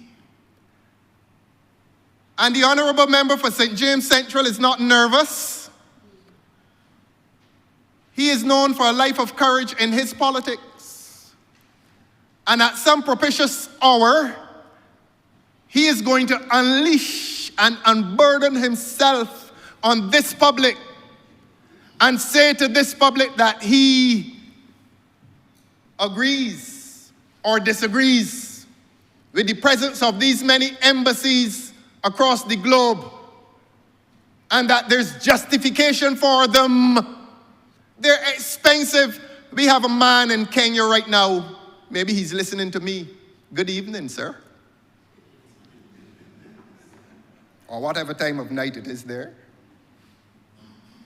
But he is down there. And what value is he adding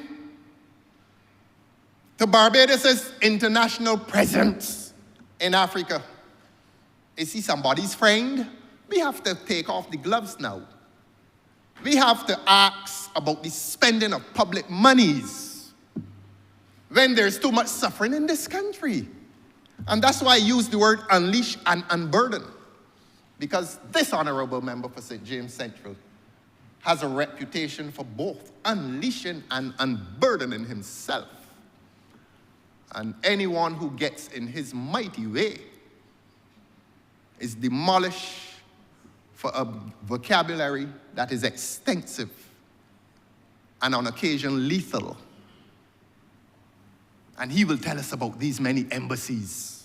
Kenya, Ghana, which is tomorrow, which is probably justified because of the cultural links between Barbados and Ghana. But the one that raises curiosity, Honourable Member for St. James Central, through you, sir, is Dubai. What is this Dubai thing about?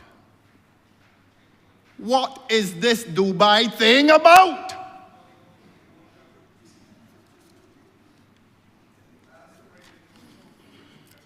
And I apologize to the Honourable Member because on Friday I could not be here.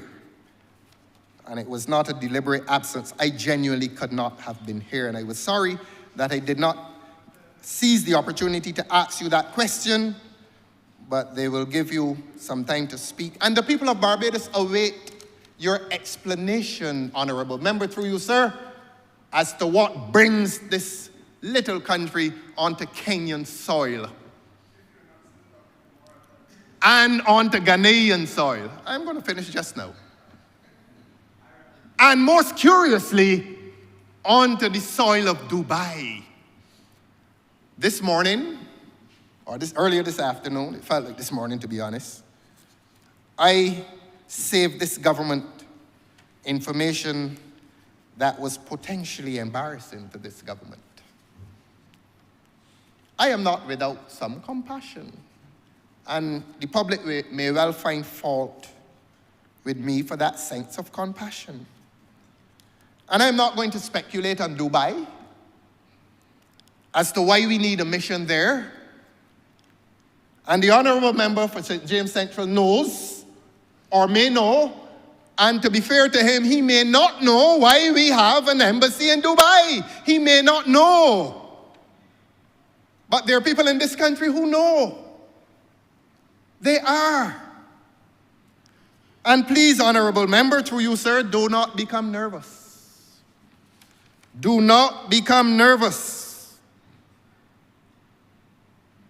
No need to take legal advice to your left. And if that were not enough, we're hearing about Morocco. We're hearing that an embassy is to be opened in Morocco. So we're all across the African continent. We're dallying across the African continent. All these expensive missions for what? What is the value? Honourable Member for St. James Central, through you, sir. What is their value? Please let the Honourable Member unleash and unburden himself and tell the people of Barbados what his conscience may be willing to say. Because he is the Minister of Foreign Affairs and Foreign Trade. And we will find out what is the extent of foreign trade between Barbados and Kenya. What is the extent of foreign trade between Barbados and Ghana? There is extensive foreign trade between Barbados and Ghana because our nurses, several of them are coming from Ghana, and we favor Ghana for its cultural links. But Dubai, and then Morocco. Shall we tell the truth about Dubai this afternoon, tonight? Shall we tell the truth about Dubai tonight? And shall we tell that truth at midnight? Or can we tell it at 14 minutes past 10 in this night?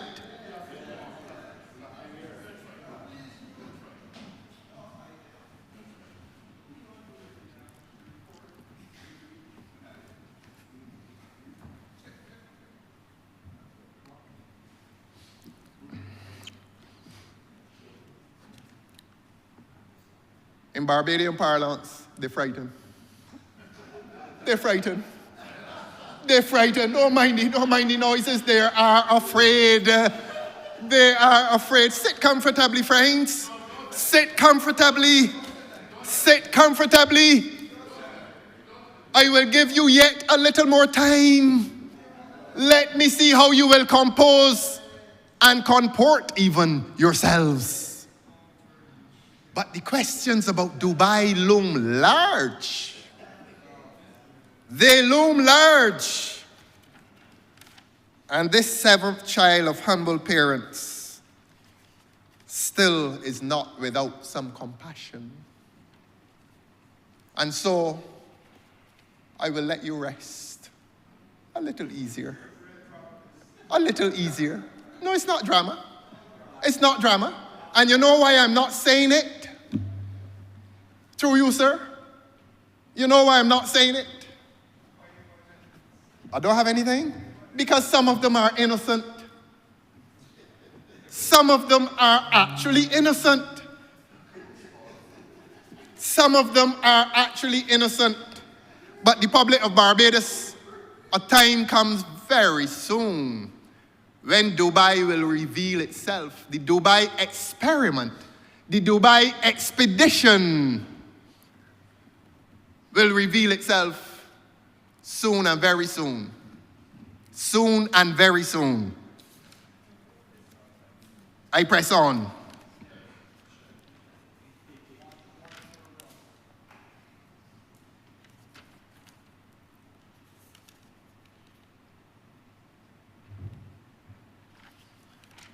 I say to this country that with the events in North America,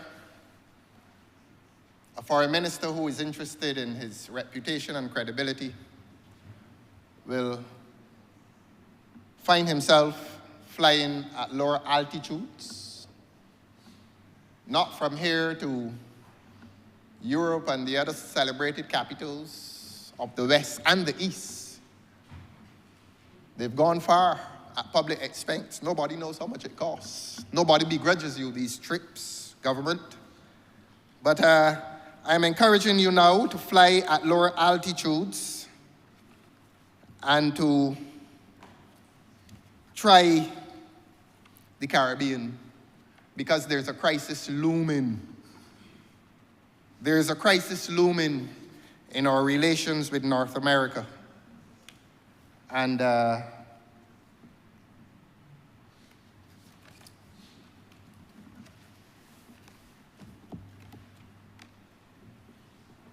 we have to resolve that regionalism must rank with greater importance if this region is to survive the conflict, the tariff wars, and more than the tariff wars, the cultural wars within the Northern Atlantic. I come to aspects of the Prime Minister's office, and I'm not going to repeat what I said last year about the heavy spending by the Prime Minister's office. It continues. Let the public be aware that the heavy spending by the Prime Minister's office continues as it did last year. And that the heavy spending continues on travel.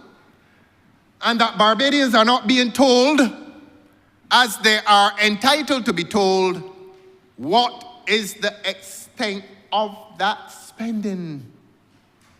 How much is it costing the Barbadian taxpayer to fly these honorable men and women across the globe on trips that are not necessary? I'm not going to dress it up with subtlety. A lot of these trips bring no value to this country. These excursions are conducted at the expense of the people of this country. That is the financial expense. And we're not being told. Because this government believes that it does not have to give account. And I've heard in here the honorable member for Christchurch is Central. When I questioned the expenditures on overseas travel, he's a member, the honorable member is a member of the Ministry of Finance. And he told the people of this country that some of that money goes on the library, some goes on the BDF, and he called about 3 or 4 areas of expenditure. I want the people of Barbados to ask the question, Are the people of Barbados entitled to know all aspects of government spending? Are the people of Barbados entitled to make a judgment as to whether that spending is justified? Or are the people of Barbados irrelevant within the public affairs of this country? Must we live in a country in which that information is kept distant from the taxpayers of this country, to whom the monies belong and are held merely by government as a trustee? There are several lawyers in here, and they know what is a trustee. A trustee holds the money for and on behalf of the beneficiary. In this relationship, the taxpayers constitute the beneficiary, and the trustee must do nothing unless the beneficiary has his interests safeguarded and protected. The people of this country, after 1 year of inquiry, still do not know what is this government's travel bill. What I can tell the people of this country is that one flight to New York to the Rihanna dinner cost the taxpayers of this country $120,000. And they didn't take everybody in this parliament. And I can see the looks of discomfort. I'm not going to identify any of you who went. Relax. Relax. They're not going to kill you all who went. They're not going to kill them. But one or two, sir, boarded a private jet and flew merrily through the skies to Rihanna's dinner in New York, and it cost the taxpayers of this country $120,000. What a merry band of lucky men. And the welfare department is underfunded. Because the Honourable Member for St. Michael South told me in here 2 weeks ago that he does not concern himself with funding to the welfare department, and he does not do so with worry. He said that he can come back and get supplementaries. But the people of this country need to understand how this government, as trustee, is spending the monies of the beneficiary, and that $120,000 took a few people to New York on a private jet, on a private excursion. I say it is private because what was the benefit to the government? Was it a diplomatic mission? No, it was not. It was a merry excursion. And if we are paying $120,000 to take a few merry men and women to New York, which is 4 hours away, how much does it cost when it goes to Dubai, or Kenya, or Ireland, or London? As it does often, very often, government, very often. And the people of this country must sit quietly by and watch their hard-earned monies collected by this government spent on excursions to satisfy the opulent tastes of a few friends in government and outside of government. Who the cap fits, let him wear it. Man, the taxpayer, is so unjust. The taxpayer does not know who to trust in government. Does not know who to trust. But these disclosures are not forthcoming, and the people of this country are entitled to know. It cannot any longer be treated as a national secret. The people of this country are spending large amounts, and not the people of this country. The government of this country is spending large amounts of the people's money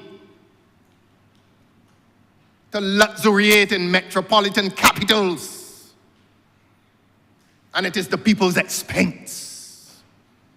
And either it must come to an end, and if it does not come to an end, the people of this country have a right to know. The people of the United States of America know the cost of the last bolt on US Air Force One.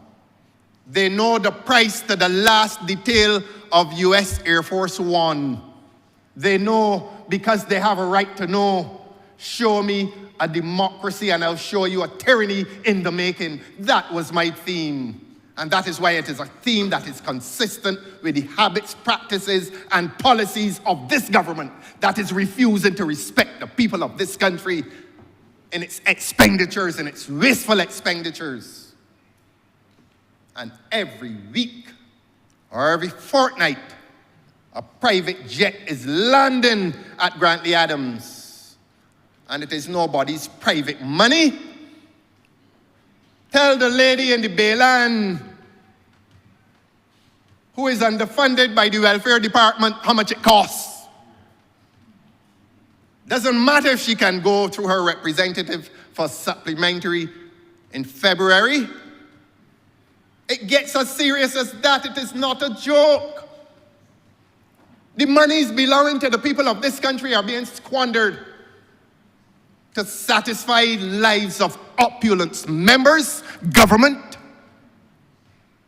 And where does each conscientious member of this government stand in relation to that squandermania that has visited the financial affairs of this country? Never before did it happen. Why is it happening now? Show me a democracy and I will show you a tyranny in the making. We have made a tyranny of governmental life in this country, and even some members of a cabinet do not know the business of the government. No joke. No joke. The people want to know. Tell the people, and tell them quickly. Because this government's goodwill has eroded substantially over the last few weeks and months. And while this government felt that it could thrive on political difficulties elsewhere, they no longer thrive, because this government is itself now afflicted with internal dissension, and they want to deny it. And their sycophants in the media, mainstream and social media, wish to minimize it. But it is there. When things don't align, the famous poem now, you have to resign. Is that not evidence of dysfunction within a government? And is there any greater dysfunction in government than the exchange between the Honourable Member for St. Michael East and St. John just a few weeks ago? And then there's the exchange that took place between the Honourable Member who spoke yesterday for Christchurch East Central. I heard all of it and I recorded it. And the Honourable Member for St. Michael South East, a famous exchange that took place in here last week. But there's no instability in the government. These analysts called upon to comment will say that the lady, oh, she will be sacrificed. That is his analysis of a deep governmental crisis. Oh, she will be sacrificed. She can't win her seat again. Rather than go to the heart of the problem that must have caused the young lady's departure from government, he is talking consequentialist philosophies. What will happen as a result of the departure, as opposed to focusing on what caused the departure itself. And that is how the fourth estate treats serious political issues of dysfunction and instability in a government. But We want to know. The people of this country want to know the state of life within this government. And if there's instability in government, it affects stability across this country. And they want to know, why is this government so resistant? Why is this government so intolerant in the search for information to which the people of this country are entitled? Why? What is the secret? Show me a democracy, and I will show you a tyranny in the making. This government has made of itself tyrannical government. A government that has not to give account to the people of Barbados. A government that now feels that any question asked of this government represents an assault against the government, is an affront to the government. A government that has become intolerant to the simplest criticism. And the response to the simplest criticism is to excoriate the person who asked the question and to subject his image and reputation to the vilest defamation. But it is uttered here. It is uttered here. And we all have this thing called privilege here. But there are some who will not abuse that privilege. There are some who will not abuse that privilege unless what they're saying reaches an acceptable standard of dignity. There are some who will not do it. Even on that side, there are some who will not do it. But it does not stop me from asking on behalf of the people of Barbados and on behalf of the Democratic Labour Party that this government should be accountable in its public spending, accountable to the people of this country. Why the resistance? Are you doing something wrong? And if you feel that you're doing something wrong, stop it. Because that is not government, and it is not good government. And if you are not stopping it, and if you are not saying, the people become suspicious that you are doing something wrong. And when the people accuse this government of corruption based on what we lawyers call circumstantial evidence, the Honourable Member for St. James Central will tell you that a case can turn on circumstantial evidence, according to the best evidence rule, if you don't have evidence. And the circumstantial evidence of corruption against, I repeat, the charge of corruption against this government based on circumstantial evidence is mounting. I repeat, the charge of corruption, I know it will make some uncomfortable, the charge of corruption against this government based on circumstantial evidence is mounting. Relax in your chairs. If the ride is rocky, if you're feeling the turbulence, tighten your seatbelt. You have to give some answers. And the people are going to set a deadline for you to give the answers. All right. All right. You came in very worried. Very worried. Why are you so affrighted? I am on the office of Prime Minister. Whole Town, East Coast, Gemmots Lane, there is now an application to the Chief Town Planner of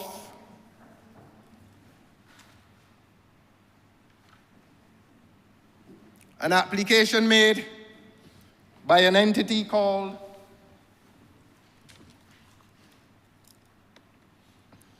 the African Export-Import Bank,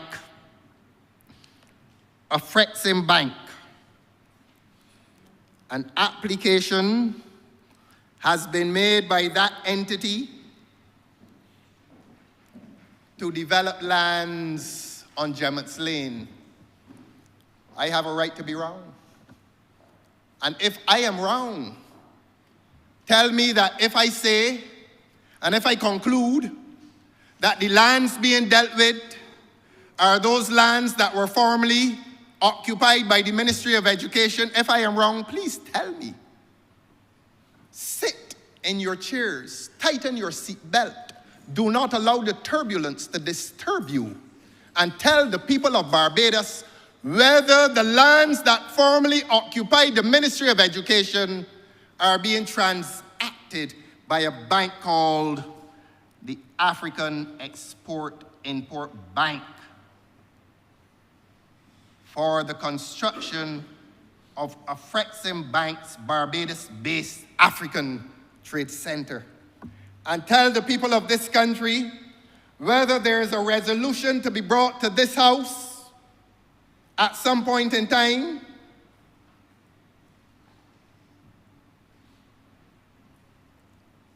to vest. To vest. It isn't only Whole Town. It isn't only Whole Town. There is a resolution coming before this House. Tighten your seatbelts. To vest 2.037 hectares of land at the corner of Bay Street and Gemmett's Lane, St. Michael, in the African Export-Import Bank, Afrexim Bank, for the construction of the Afrexim Bank's Barbados-based African Trade Center. Marvelous. Marvelous. Don't interrupt me. Marvelous.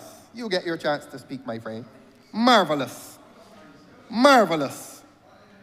Marvelous.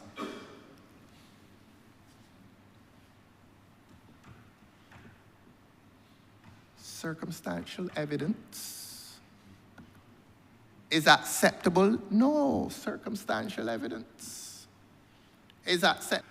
A few weeks ago, that same parcel of land was the subject matter of a negotiation between the government and a local entity. The government has resolved it by vesting through this parliament, this lawmaking body, this arm of the state, has now determined that the matter is resolved by the vesting of those lands in the Afrexim Bank. Tighten your seatbelts. Tighten your seatbelts. Don't curse me. Don't do a repeat of last year. I'm not backing down. Public record. So it is not only Whole Town. And let me come to Whole Town. Yes, you don't want to hear it.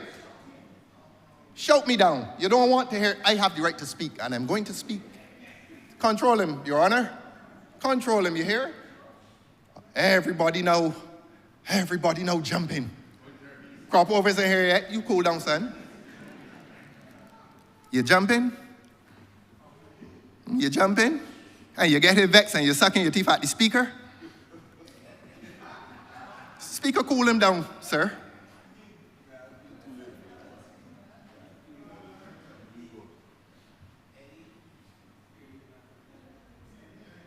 East Coast. I don't have to say much about East Coast. Back in the 1980s, the government of the day designated the East Coast as a heritage area of Barbados. And it must have been the agreement among the citizens of this country that the East Coast would remain that pristine property that almost became the collective property of Barbadians, to pass, and as we lawyers say, to repass. And under this government, these precious areas of heritage are being lost to the ordinary and the not so ordinary Barbadian. The rich and the poor now have no right of access to precious areas of land to which we had rights of access under previous governments, because this government has decided that those lands must now be treated with privacy to the exclusion of the public. Why are you so frightened? Tighten your seatbelts. Control yourselves, government. And on every coast, there's rebellion. The West Coast, the East Coast.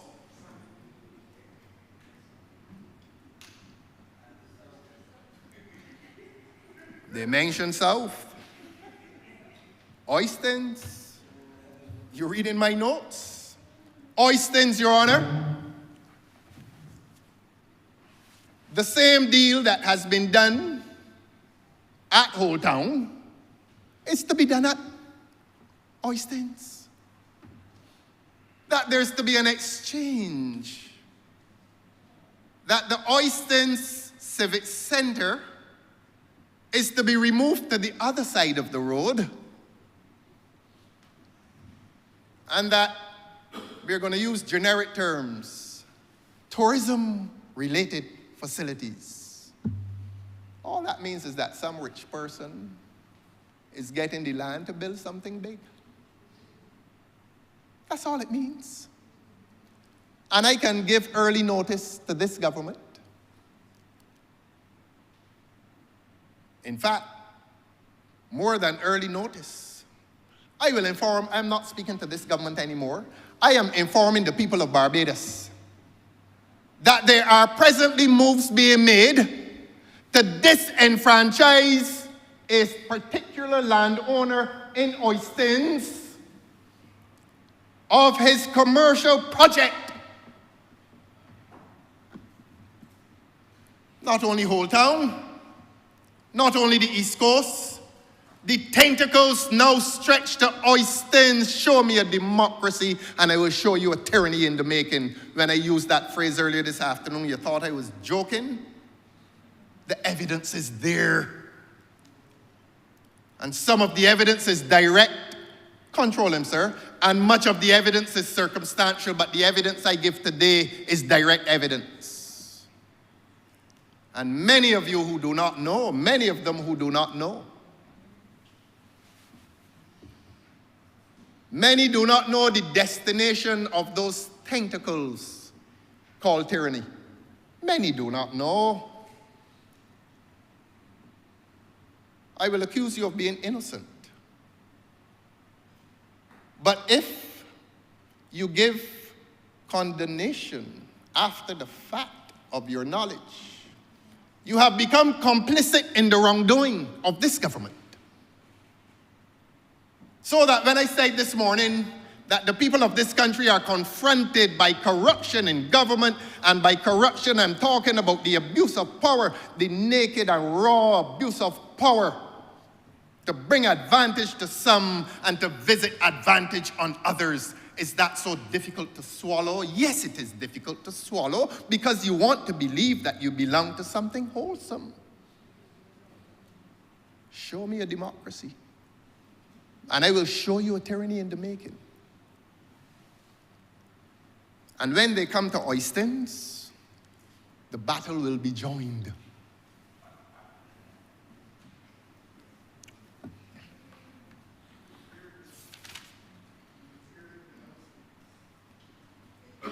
Accuse me of acting and all kinds of nonsense. Oh, it's just an act. The people of Barbados acting. The people of Barbados who are trying to defend their patrimony, they're acting. It is just a play. It is a pantomime. Or do the people in this country feel genuinely offended that this government has stopped defending the interests of those who put them where they are, and chances are they will cease to be where they are by the will of the people acting under God? It is called betrayal. That this government has betrayed the people of Barbados. And those who carry some guilt about it, express your guilt in silence.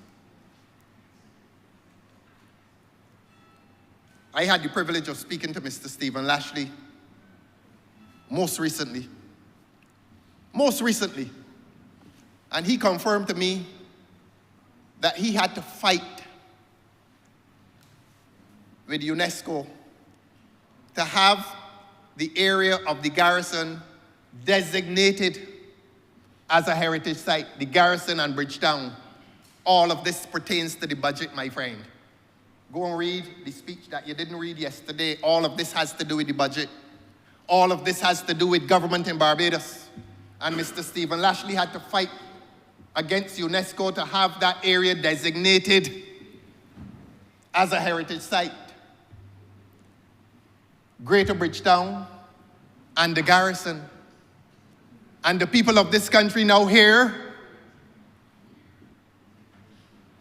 that the geriatric hospital and those historic buildings around the garrison are to fall under the destructive hammer of tyranny.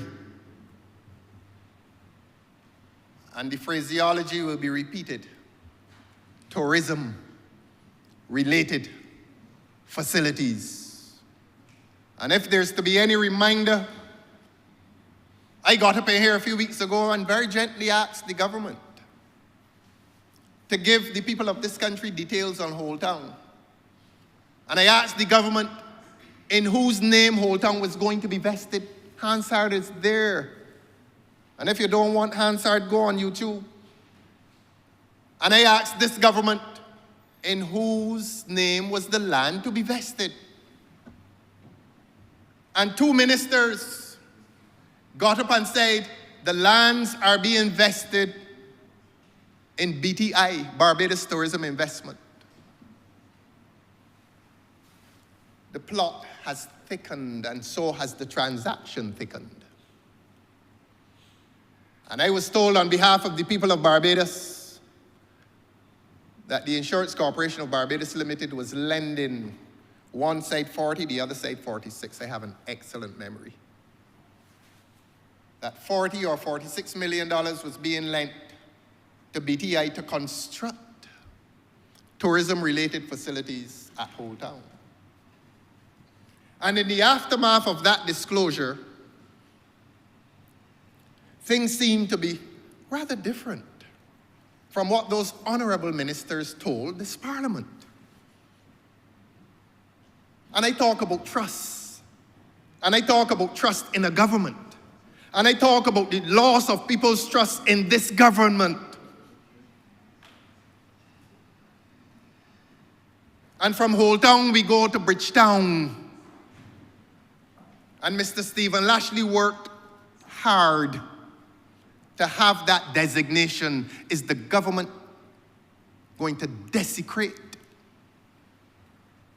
the designation of that area as a heritage site, which is intricately bound up with the tourism project in this country? Many of our tourists are heritage tourists, as we are heritage tourists when we go to London. Many of us. And are you going to desecrate a physical area and injure tourism in this country? And I don't want to say all for greed, but all for greed. All for greed. All for a deal.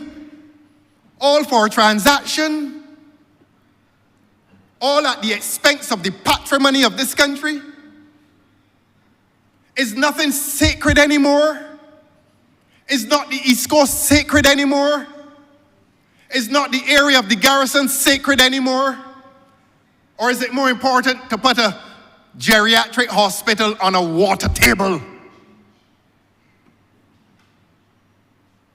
Get vexed. Get vexed. The people vexed too. There is a stream, an underwater stream at Waterford on which that geriatric hospital is built. There is. So that when the citizens of this country protest, you will say that they're acting. You will accuse them of insincerity. You will say that their indignation is false. You will say that they're acting a part. Will you say that Whole Town means nothing to them? Will you say that the East Coast means nothing to them? Will you say that the area of the garrison means nothing to them? Is that what this government's escape route is about?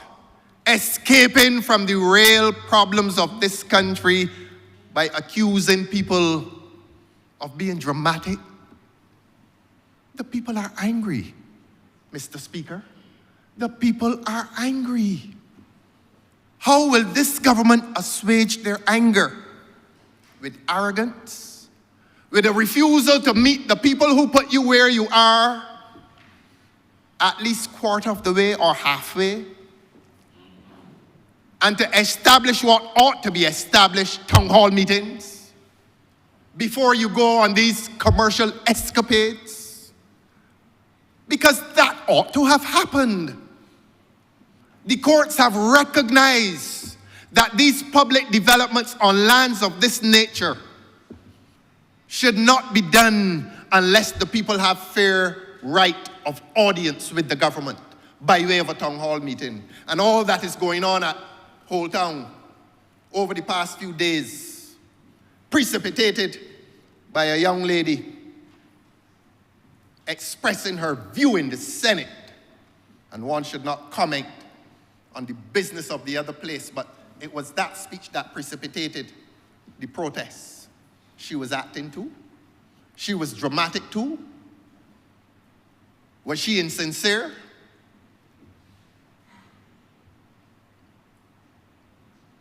And this government continues to act in defiance of legitimate public interests in this country. I don't know what price this government will pay. I'm not a soothsayer. But the arrogance, the demonstrated arrogance even at this point in time, the smugness that now becomes evidence of the arrogance. This is not the first government that was arrogant. And it will not be the last government that will be punished for that arrogance. That you are desecrating sacred lands across this country and feel that you can do it with impunity. And feel that you must not and you don't have to refer those matters to the citizens of this country who you believe are beneath you, who you believe are worth nothing. And when they protest, oh, that is nothing serious. They're not serious. You don't have to take them seriously. Well, reflect that smugness. Reflect that arrogance. A time is coming. And you will have to give account. If not in the safe confines of this parliament where your numbers are dominant. If not in Bay Street, where your numbers are unanimously dominant. If not there, you have to go into public places. Is that why town hall meetings are events that scare this government? That this government is afraid to face the people?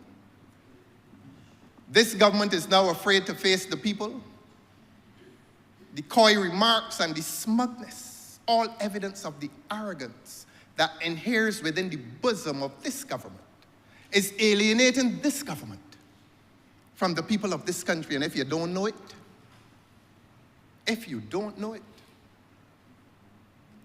something is wrong. And you sweep everything away as a joke. I spoke about travel in relation to the Prime Minister's office. I spoke of that trip to New York. And the last question I will ask of the Prime Minister's office is on the question of consultants. On the question of consultants. Are the people of this country entitled to know how many consultants are employed by this government across the public service? Are the people of this country entitled to know what is the wage bill for those many consultants employed across the public service? Are the people entitled to know? Or are the interests of the people irrelevant to the ways of this government? And if the interests of the people are irrelevant to the ways of this government, that is the best definition of governmental arrogance. And not for the first time is the public seeing it, and not for the last time will the public deal with it.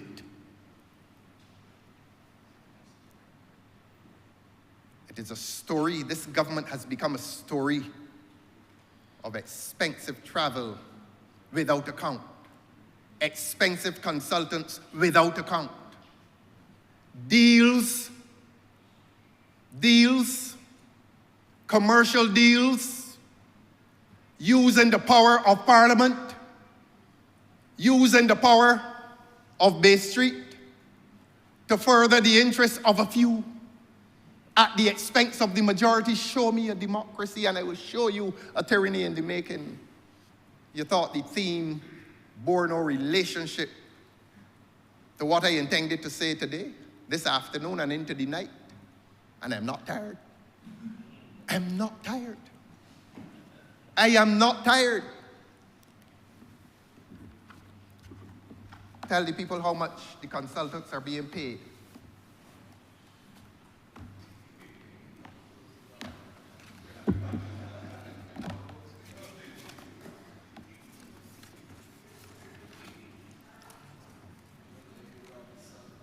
Roadworks in this country